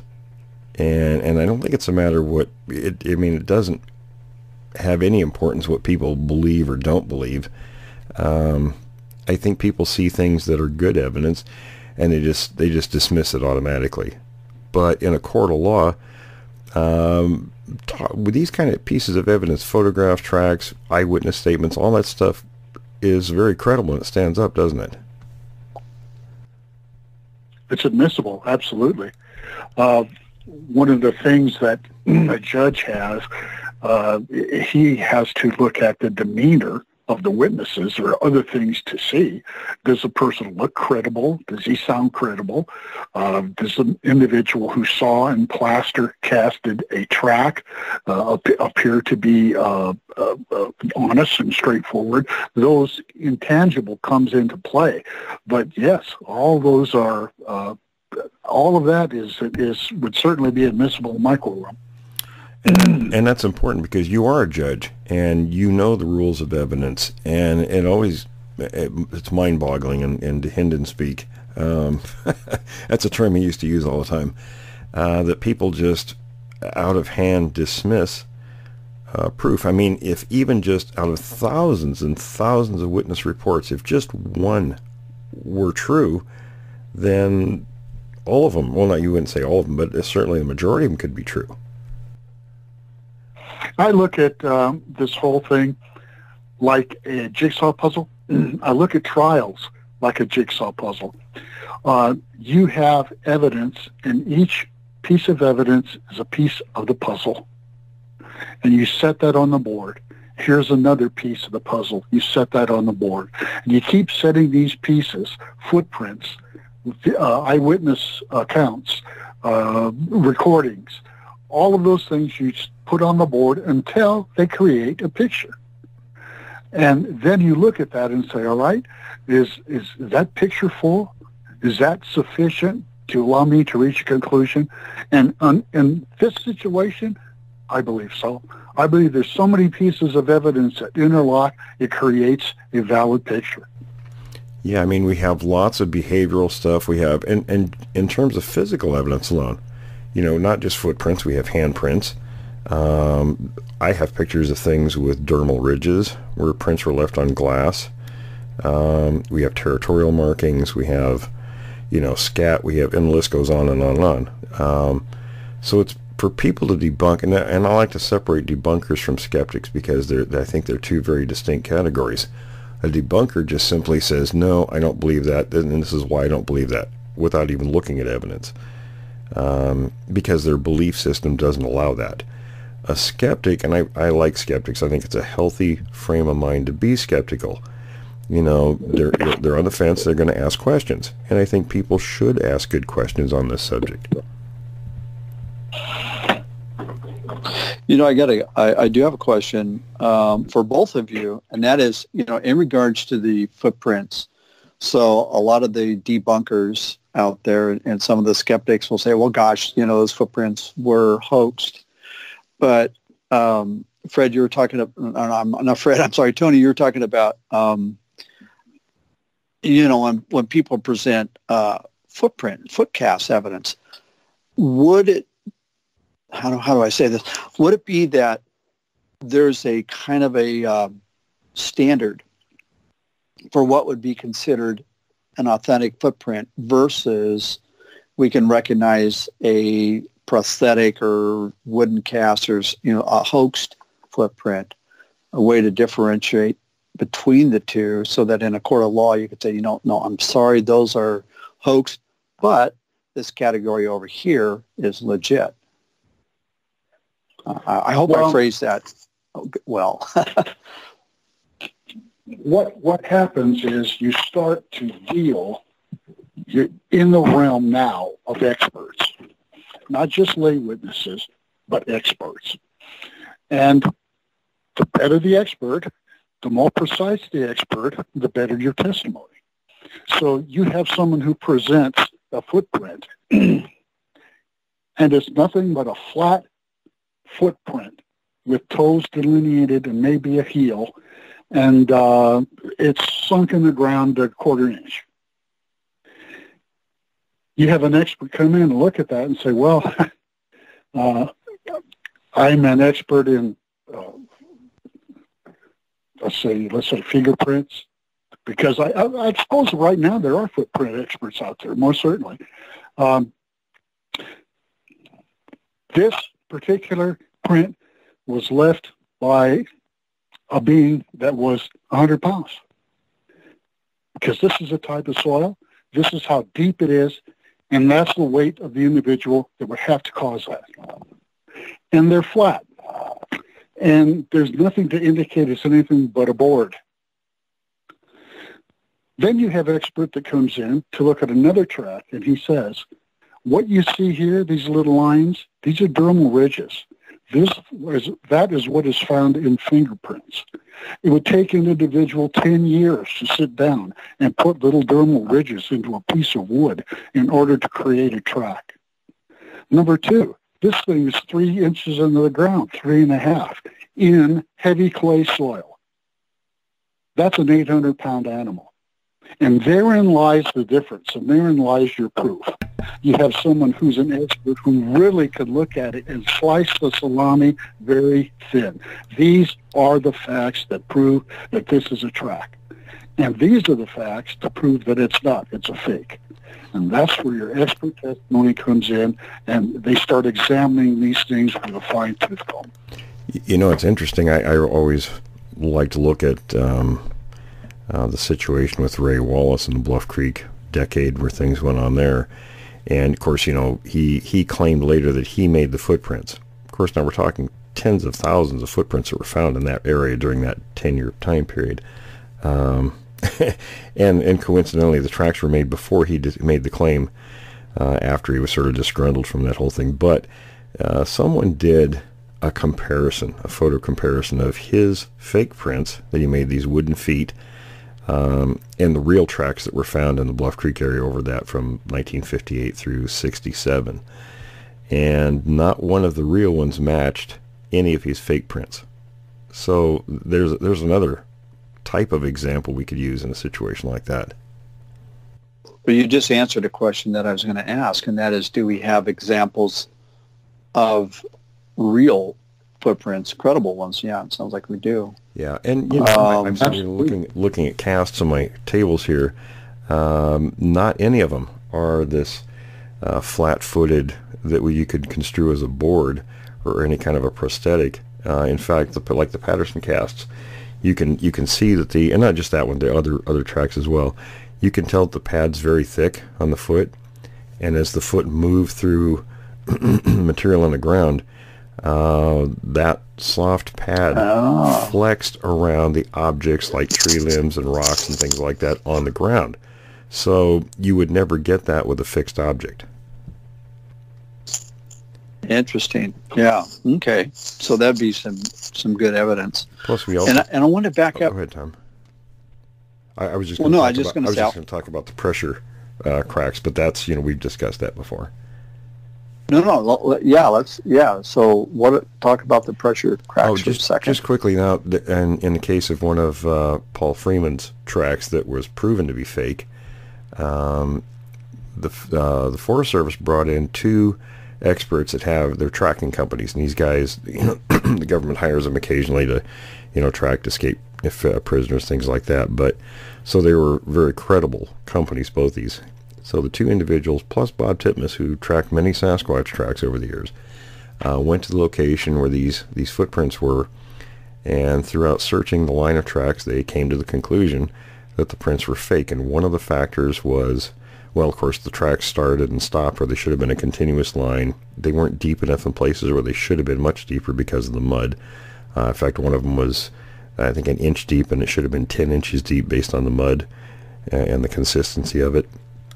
But the big thing was pressure cracks. When a living, moving foot of flesh and bone moves through material, you get pressure cracks on the inside of the foot as that flesh moves through the soil. On a fixed object, there's no such thing. It's on the outside where the board or whatever is wiggled to make the whatever desired depth into the soil. So they easily determined those were fake prints. Okay, yeah, and so we got good examples of both, and they can be identified, with proper experts and that sort of thing, analysis. Yes. I wanted to kind of back up for just a moment with a thought that came to my head, and this is with Connor's question. Are Sasquatches colorblind, or do they see in color? I wonder if, because the eyewitness reports that we get are their eyes are huge, and so just as a layperson, I'm suspecting there's more physical room for rods and cones, which would mean more. They may see colors vividly, but they also don't we get reports, quite a bit of evidence that they can even see infrared? Yes. If they are in fact a hominid, which I'm fairly certain they are, their eyes are going to be, of the five senses, like with us, eyes are highly developed. There's a much larger portion of the brain devoted to vision than the other senses. Not all the senses have equal representation in our brains. So vision is a very highly developed sense, and I'm sure it is with them too, because they have large eyes. And yes, they can see the infrared light spectrum. So as far as color goes, yeah, I'm sure they can see color. Interesting. Yeah. So I always look forward to the questions from Fred and his classroom. Yeah, they're great deal. And Fred, yes, we're certainly interested in participating with your class this year. You know, we're glad that you are interested in us doing that. Well, fellas, all right. Any other? We're getting kind of close on our time. Any last? I think that's all I have. I got a quick one for you, Will. Okay. You know, you rely heavily on the Mr. Blacks.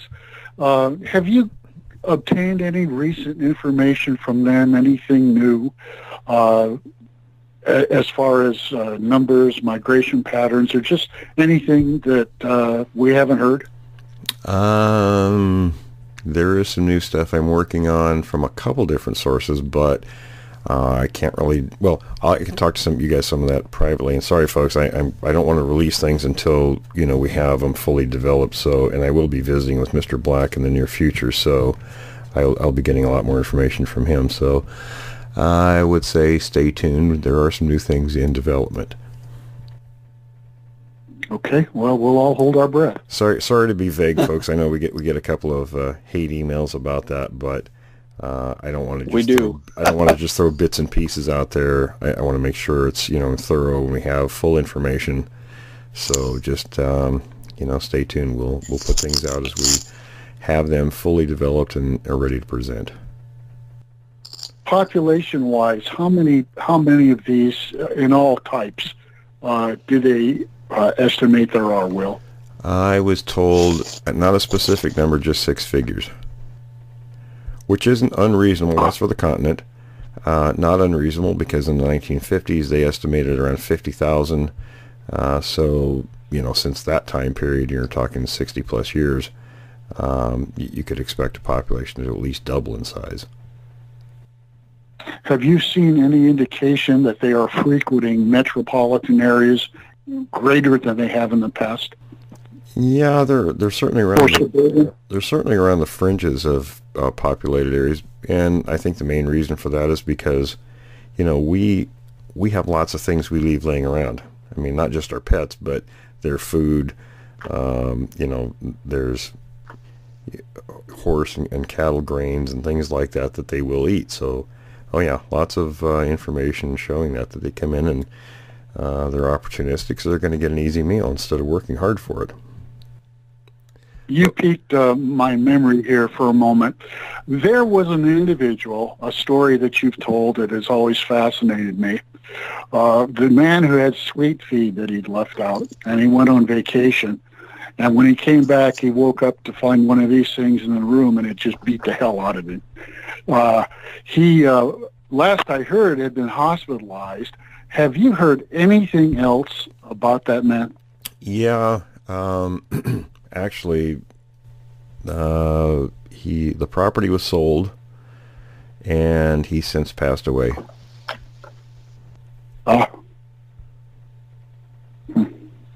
From his injuries? Not from the injuries. I'm not sure if he had an illness or age or what the circumstance was, but he did pass away relatively recent.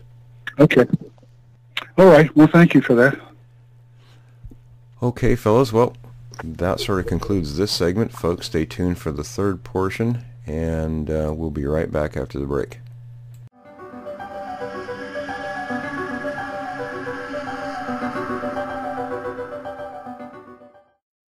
This story, about 40 minutes long, is being brought to you by William Jevning and is being narrated by me, Jim Sower. The title of the story, The Hairy Giants of British Columbia, told by J.W. Burns, Government Indian Agent Teacher, Chehalis Indian Reserve, British Columbia, and set down by Mr. C.V. Tench, illustrated by T.T. Muneo. This challenging article will undoubtedly arouse the derision of skeptics, both in Canada and elsewhere. After many years of patient investigation, Mr. Burns, a responsible government official, shares the firm belief of his Indian charges that deep in the unexplored mountain wilds of British Columbia, there still lurk a few scattered survivors of the mysterious Sasquatch, primitive creatures of huge stature, covered from head to foot with coarse hair, who have figured in redskin legends for centuries. Mr. Burns recounts a number of seemingly well-authenticated stories of encounters with these uncanny wild men who carefully avoid all contact with civilization. Scientific expeditions had sought them in vain, and it is generally supposed that, if they ever existed, the giants have long since become extinct. But the Indians remain unconvinced. Before setting forth Mr. Burns' narrative, I should like to make it clear that he not only holds a highly responsible government position as an Indian agent, but is keenly interested in the subject of the hairy giants, which he has studied for a number of years. He is confident that his charges are perfectly sincere in their beliefs. They are not in contact with tourists and have no reason whatever to cook up fables for the benefit of the unsophisticated. Moreover, the Indians are reluctant to talk about the Sasquatch, even to him, a friend of long standing, and absolutely refuse to discuss the matter with all white strangers. They are simple-minded, unimaginative folk. The invention of so many different stories of encounters with the wild men would be quite beyond their powers. "I am convinced," said Mr. Burns, "that survivors of the Sasquatch do still inhabit the inaccessible interior of British Columbia. Only by sheer luck, however, is a white man likely to sight one of them, because, like wild animals, they instinctively avoid all contact with civilization, and in that rocky country it is impossible to track them down. I still live in hope, however, of some day surprising a Sasquatch, and when that happens, I trust to have a camera handy. And now for my story." Utterly terrified, the Indian raced madly toward the Chehalis River, where his dugout canoe was moored. In pursuit lunged a giant of a man, at least 8 feet in height and broad in proportion. He was stark naked and covered from head to toe by a thick growth of black woolly hair. In his fright, the Chehalis Indian, Peter Williams, completely forgot the rifle he clutched. He did not attempt to stop and fight it out. When he suddenly caught sight of the monster standing on the summit of a huge boulder, all reason fled, to be instantly supplanted by sheer panic as the giant growled and sprang toward him. Heedless of the tangled undergrowth, the Indian plunged wildly on, occasionally jerking his head around to gaze affrightedly at the horror behind. Reaching the riverside, he gave a frantic heave, and the dugout canoe shot out into the turbulent stream. The water, however, did not daunt the giant. He plunged forward in hot pursuit. The instant the bow of the dugout scraped the opposite bank, Peter Williams leaped ashore. The giant was now almost in midstream, swimming strongly. Once more the red man took to his heels. Well-nigh dazed from exhaustion, he finally reached the frame shack that was his home. Frenziedly, he herded his wife and children inside, bolted the door, and barricaded it with every article he could lay his hands on. Then, with his rifle at the ready, he tremblingly awaited the giant's arrival. Presently, there came the sound of a heavy body forcing its way through the brush. Darkness had not set in yet, and peering through a crack, Peter Williams took a good look at the monster. It was undoubtedly a Sasquatch, one of the well-nigh fabulous hairy giants which, according to the Indian belief, still inhabit the unexplored wilds of interior British Columbia. Growling deep-chestedly, the huge figure made a circle of the hut. Then, putting one shoulder against a wall, he pushed with such tremendous force that the flimsy dwelling shook. The timbers creaked and groaned so loudly under the strain that the Indian feared the roof would collapse, and whispered to his squaw and children to crawl under the bed. They promptly obeyed, leaving their terrified lord and master to face the monster alone. To Peter's vast relief, however, the Sasquatch failed to force an entry after prowling gruntingly around the house for several minutes. He stalked away into the bush. Next morning, the Indian found the giant's tracks in the mud outside the shack. The footprints measured 22 inches in length. The foregoing is a condensed account of what Peter Williams later told me took place. I have known him for a good many years. He is intelligent, honest, and trustworthy. Speaking personally, I do not question the truth of his story, for it is only one of many reports concerning the mysterious Sasquatch or wild giants that I have heard first-hand from Indians under my official care. The incident happened, moreover, in my own district, the Saskaha area of British Columbia. The word Saskaha means place of the wild men. Indians won't talk. Before proceeding to relate further incidents connecting with the mysterious Sasquatch, I ought to explain that for the past 15 years I have occupied a government position as Indian agent stationed at the Chehalis Indian Reserve, some 60-odd miles from Vancouver, British Columbia.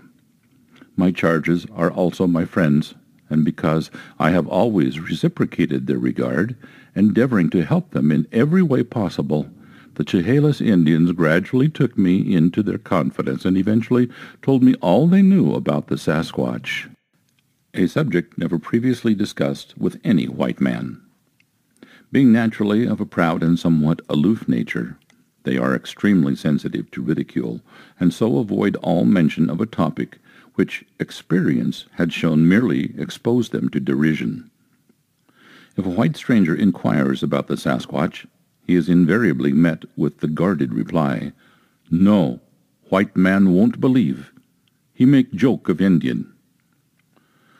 Although I have never personally encountered a Sasquatch, there is ample proof that hairy giants formerly inhabited the Chehalis district in considerable numbers. Its ancient name, a place of the wild men, was until recently accepted as an echo of primitive superstitions, but the accidental discovery a few years ago of 2 crude cave dwellings confirmed the Indian legend that the later troglodytic period of this region was the abode of human beings of huge stature. Survivors of this prehistoric race, the red men believe, still lurk in the interior vastness. Indian legends tell of 2 tribes of Sasquatches who dwelt in this section of the country. They were deadly enemies and practically exterminated one another, fighting hand-to-hand with war clubs on the mountainsides.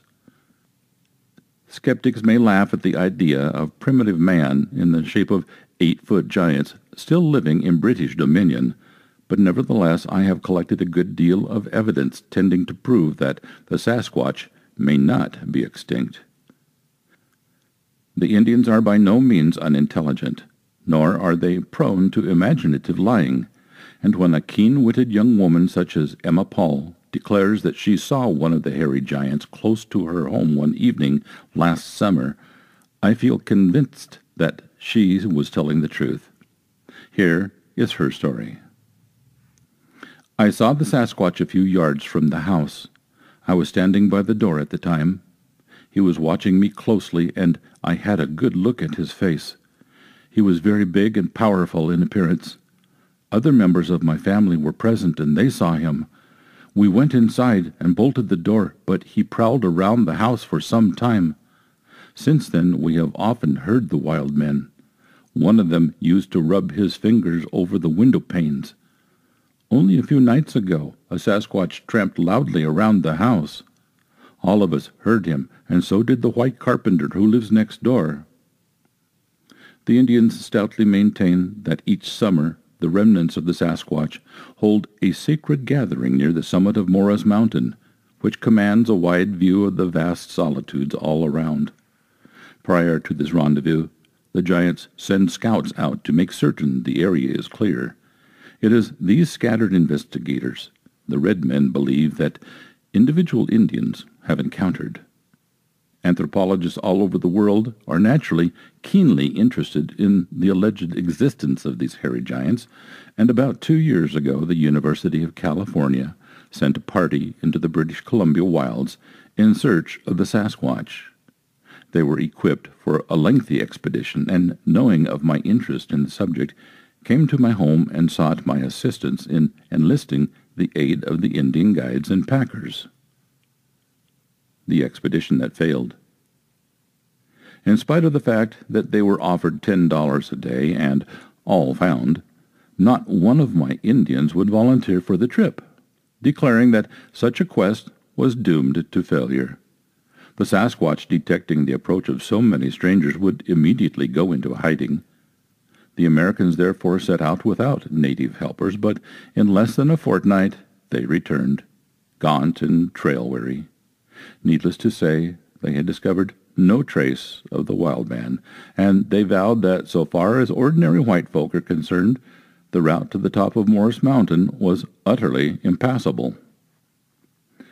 They were very disappointed at their failure, of course, and a few days after their departure, ironically enough, another of my Indians claimed to have encountered a Sasquatch. This Indian, an old man named Chehalis Philip, had previously told me that in his younger days he often saw the hairy giants. On this particular occasion he was fishing for trout in Morris Creek, a tributary of the Chehalis River. His canoe was gliding quietly along the sluggish mountain stream, close to the rocky terraced bank, when, without warning, a rock was hurled from the shelving slope above, falling with a tremendous splash within a yard of the canoe, almost swamping the frail craft. Startled, Philip hurriedly glanced upward to observe a huge man covered with hair leaping down the steep declivity with the agility of a panther. Under one arm he carried a bulky object that proved to be another boulder. Reaching a point of vantage, the giant deliberately slung the big stone straight at the now thoroughly scared Philip, missing the canoe by inches. Believing that the Sasquatch was about to dive into the water and attack him, the old Indian cast off his lines and paddled frantically away. Not all Sasquatch are unfriendly, however. Apparently their individual characteristics are just as strongly developed as those of ordinary mortals, as witness what an Indian named Henry Napoleon has to say. The first time I found out for sure that the wild men do still live around here, Henry told me. I did not see any of them. Some years ago, 3 other young men and myself were picking salmon berries on a rocky slope. In our search for fruit, we suddenly stumbled upon a large cave in the side of the mountain. This discovery greatly surprised us, for we thought we knew every foot of the mountain, but had never heard of a cave in that vicinity. Just outside the mouth of the cave lay a big boulder. We peered inside the opening but could not see anything. Gathering some pitchwood, we lighted it and began to explore. Before we got very far from the entrance, however, we came upon a sort of stone house or enclosure. We couldn't make a very thorough examination, for our pitchwood torches kept going out. Finally, we left, intending to return in a couple of days and continue our search. Old Indians to whom we told the story warned us not to venture near the cave again, as it was undoubtedly occupied by the Sasquatch. But we paid no attention to them and went off to examine the cave once more. To our great disappointment and surprise, we found that the big boulder had been rolled into its mouth, fitting as tightly as if it had been made for the purpose, and we were quite unable to move it. Some years later, I was out hunting deer in the same neighborhood. Just about dusk I saw something I took to be a big bear standing on its hind legs, but when I stopped and raised my rifle, the creature spoke in a tongue that very much was like my own. He invited me to come closer, and when I did so, I saw that he was a man over 7 feet tall. His body was very hairy. At first I was terribly scared, but his eyes looked kind, and he asked me to sit down and talk. He told me that during the winter the Sasquatch sleep like bears, and that their home is on top of Morris Mountain, where no Indian or white man could ever find them. They live on roots, fish, and meat just like us Indians. Then suddenly it grew dark, and he slipped away. Another of my Indians, Charlie Victor by name, tells the following story of personal contacts with the Sasquatch. The Wild Woman. "There are now only a few of the wild giants of the mountains," said Charlie in his terse Indian dialect.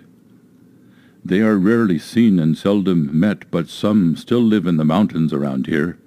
I have met them on several occasions. Some of the times I saw them, nothing happened. We stood and looked at one another, but the last time was not a happy meeting. It happened this way. I was hunting in the mountains and had my dog with me.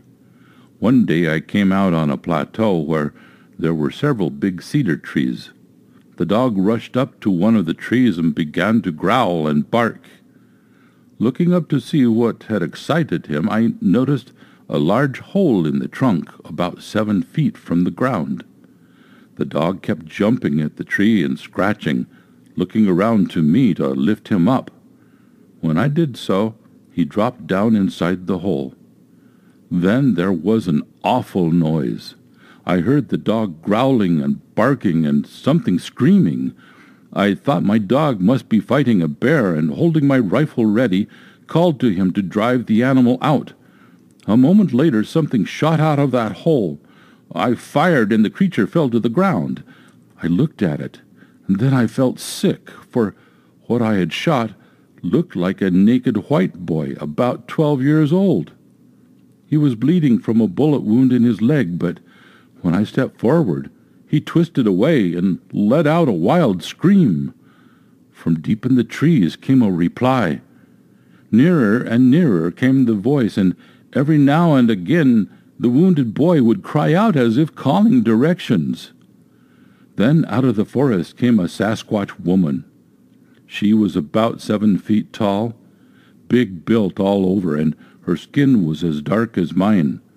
Her long, straight hair fell to her knees. She looked so big and strong that I am sure if she had laid hands on me, she could have broken every bone in my body. When I saw her, I felt scared, and instinctively I lifted my rifle in case I had to defend myself. The wild woman ran toward the boy, bent over him, and then turned on me savagely, her eyes like balls of fire. And in the Douglas dialect she growled, "You have hurt my friend!" I explained in the same language, I am part Douglas myself, that I had mistaken the boy for a bear and was very sorry for the accident. Anyway, I pointed out that he was not badly hurt. She made no reply, but picking up the boy as easily as if he weighed nothing, lifted him to her shoulder and strode out into the woods.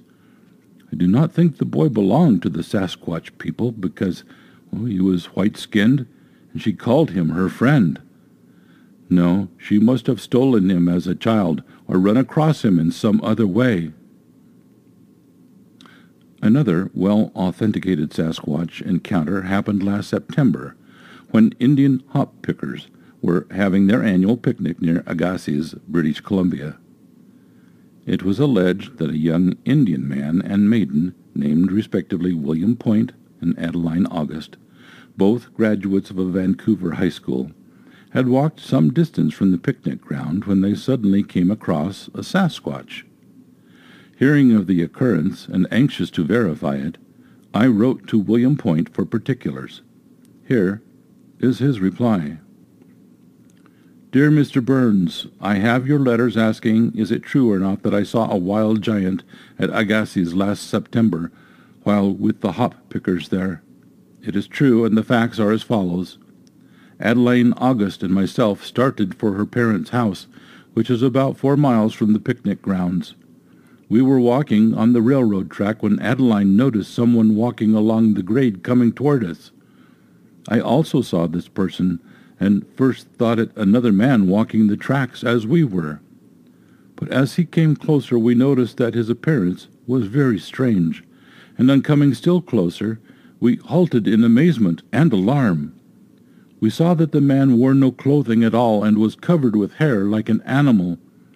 We were both very frightened. I picked up 2 large stones with which I intended to use on him if he attempted to molest us, but within 50 feet or so he just stopped and looked at us. He was twice as big as the average man, with arms so long that his hands almost touched the ground. His eyes were very large and as fierce as a cougar's. The lower part of his nose was wide and spread over the greater part of his face, which gave him a very repulsive appearance. Then my nerve failed me, and I turned and ran. I looked back as I ran and saw that he had resumed his journey. Adeline August had fled first, and she ran so fast that I did not overtake her until we reached the picnic ground, where we told the story of our adventure. Other Indians who were present said that the monster we encountered was undoubtedly a Sasquatch, a tribe of wild hairy giants, now almost extinct, who live in the district in tunnels and caves. Assuring you of the truth of this, yours truly, William Point. I do not doubt the authenticity, as he is both intelligent and well-educated.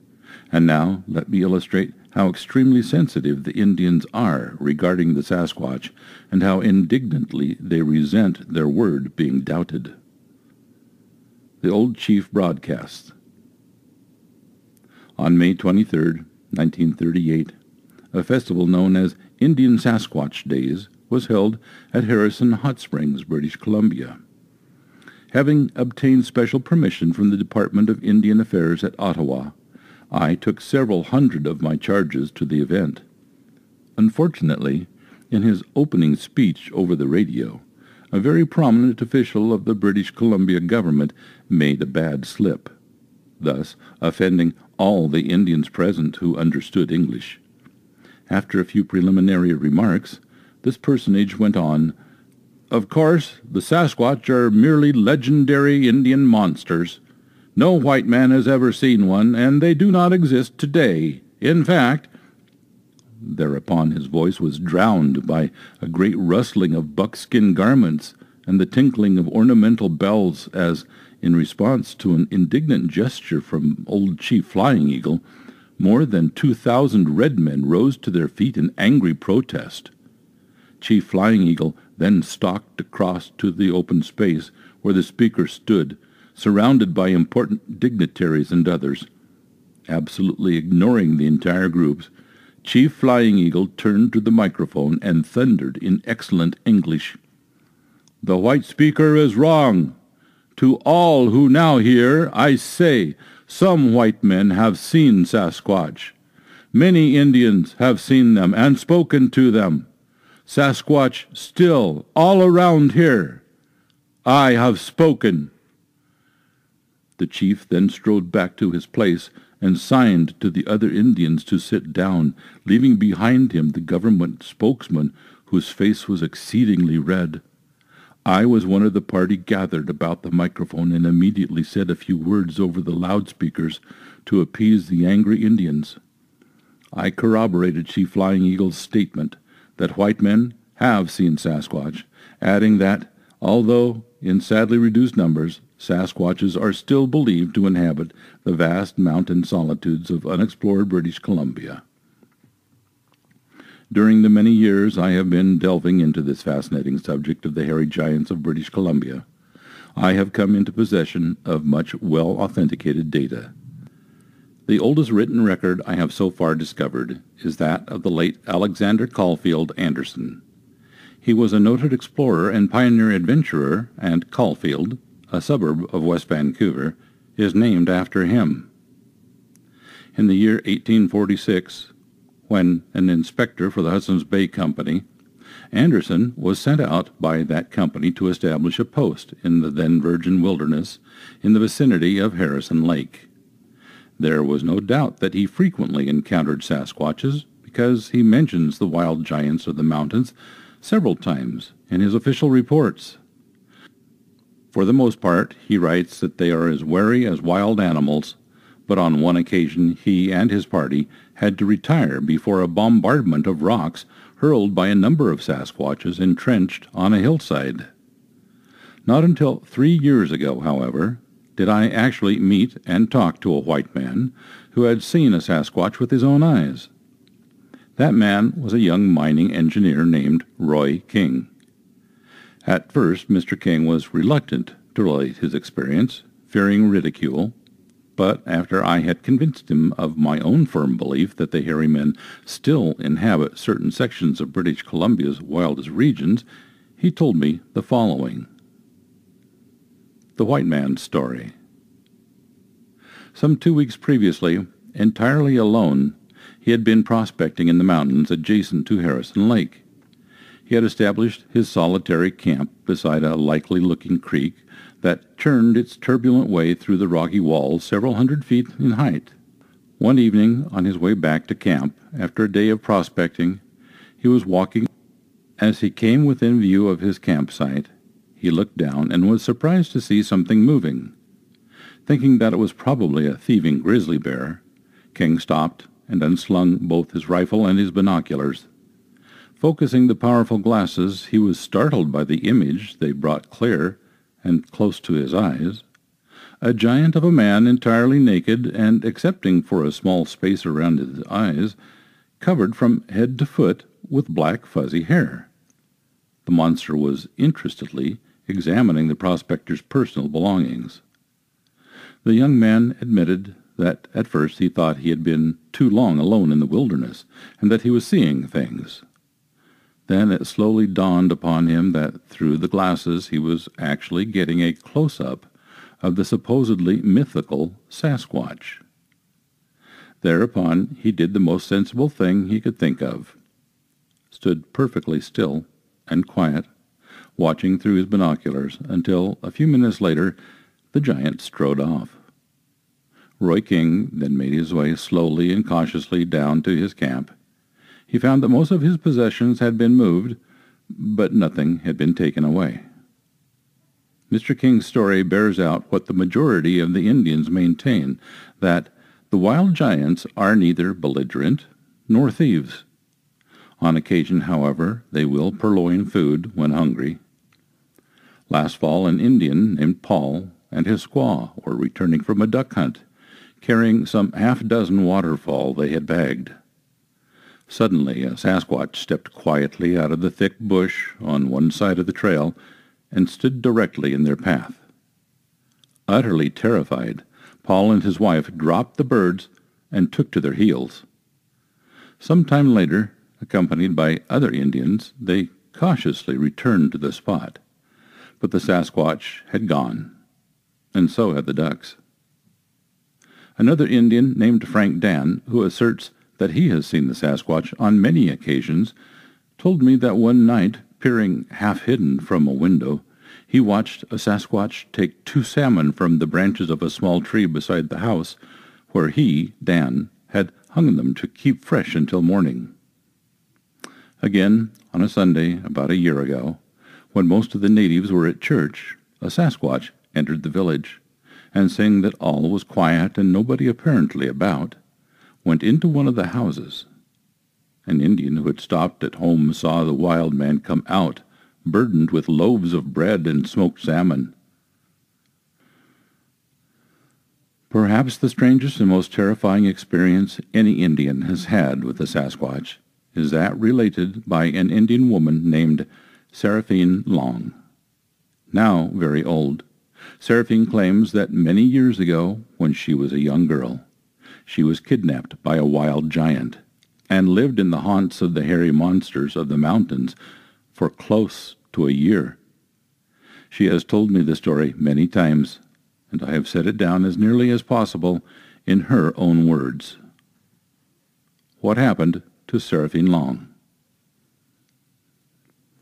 Before doing so, however, I should explain that among the natives of Canada, both Indians and Eskimos, there is a shortage of marriageable girls. Probably a similar condition exists among the Sasquatch, thus explaining the action of the wild giant in this case. I should also like to add that although her present-day photograph hardly bears this out, the evidence of her contemporaries goes to show that, in her girlhood, Seraphine Long was considered one of the most comely girls in her tribe. Here is her story. I was walking down towards home one day, many years ago, carrying a big bundle of cedar roots and thinking of the young brave Qualak, Thunderbolt, I was soon to marry. Suddenly, at a place where the bush grew close and thick beside the trail, a long arm shot out, and a big hairy hand was pressed over my mouth. Then I was suddenly lifted up into the arms of a young Sasquatch. I was terrified, fought, and struggled with all my might. In those days I was strong, but it was no good. The wild man was as powerful as a young bear. Holding me easily under one arm, with his other hand, he smeared tree gum over my eyes, sticking them shut so that I could not see where he was taking me. He then lifted me to his shoulder and started to run. He ran on and on for a long time, up and down hills, through thick brush, across many streams, never stopping to rest. Once he had to swim a river, and then perhaps I could have gotten away, but I was so afraid of being drowned that I held on tightly with my arms about his neck. Although I was frightened, I could not but admire his easy breathing, his great strength and speed of foot. After reaching the other side of the river, he began to climb and climb. Presently the air became very cold. I could not see, but I guessed that we were close to the top of a mountain. At last the Sasquatch stopped hurrying. Then he stooped over and moved slowly, as if feeling his way along a tunnel. Presently he laid me down very gently, and I heard people talking in a strange tongue I could not understand. The young giant next wiped the sticky tree gum from my eyelids, and I was able to look around me. I sat up and saw that I was in a great big cave. The floor was covered with animal skins, soft to touch, and much better preserved than we preserve them. A small fire in the middle of the floor gave all the light there was. As my eyes became accustomed to the gloom, I saw that beside the young giant who had brought me to the cave, there were two other wild people, a man and a woman. To me, a young girl, they seemed very, very old, but they were active and friendly, and later I learned that they were the parents of the young Sasquatch who had stolen me. When they all came over to look at me, I cried and asked them to let me go. They just smiled and shook their heads. From then on, I was kept a close prisoner. Not once would they let me go out of the cave. Always one of them stayed with me when the other two were away. They fed me well on roots, fish, and meat. After I had learned a few words of their tongue, which is not unlike the Douglas dialect, I asked the young giant how he caught and killed the deer, mountain goats, and sheep that he often brought into the cave. He smiled, opening and closing his big hairy hands. I guessed that he just laid in wait, and when an animal got close enough, he leaped, caught it, and choked it to death. He was certainly big enough, quick enough, and strong enough to do so. When I had been in the cave for about a year, I began to feel very sick and weak, and could not eat much. I told this to the young Sasquatch and pleaded with him to take me back to my own people. At first he got very angry, as did his father and mother, but I kept on pleading with them, telling them that I wished to see my own people again before I died. I really was ill, and I suppose they could see that for themselves, because one day after I cried for a long time, the young Sasquatch went outside and returned with leaf full of tree gum. With this he stuck down my eyelids as he had done before. Then he again lifted me to his big shoulder. The return journey was like a very bad dream, for I was light-headed and in much pain. When we recrossed the wide river, I was almost swept away. I was too weak to cling to the young Sasquatch, but he held me with one big hand and swam with the other. Close to my home, he put me down and gently removed the tree gum from my eyelids. When he saw that I could see again, he shook his head sadly, pointed to my house, and then turned back into the forest.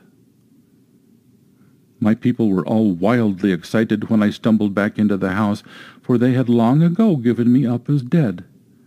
But I was too sick and weak to talk. I just managed to crawl into bed, and that night I gave birth to a child. The little one lived only a few hours, for which I have always been thankful. I hope that never again shall I see a Sasquatch." That is Seraphine Long's story, the only one on record of a Sasquatch ever abducting an Indian girl. I could relate more instances concerning the wild giants of British Columbia, seemingly well-attested cases that I have collected over a period of many years. But in this article, the few I have recounted must suffice. Is it possible that primitive hairy giants still inhabit the mountain solitudes of British Columbia? Scientists and others may scoff at the very idea, but many Indians are sincerely convinced that Sasquatch, or at least a few of them, live to this day in the vast, unexplored interior. And like the Indians, I also believe. Copyright J.W. Burns, Indian Agent, Chehalis Indian Reservation. Published in The Wide World, a magazine for men. January 1940. Volume 84, number 502. The illustrations and photographs of the witnesses and area were not such that I could scan them. This is the end of the story. Thanks for listening to this episode of Creek Devil. If you or anyone you know has had an encounter with these creatures, please contact us at williamjevning@yahoo.com. That's William, Jevning @yahoo.com. All communication is confidential. Join us for another program next week. And until then, keep your eyes open out there.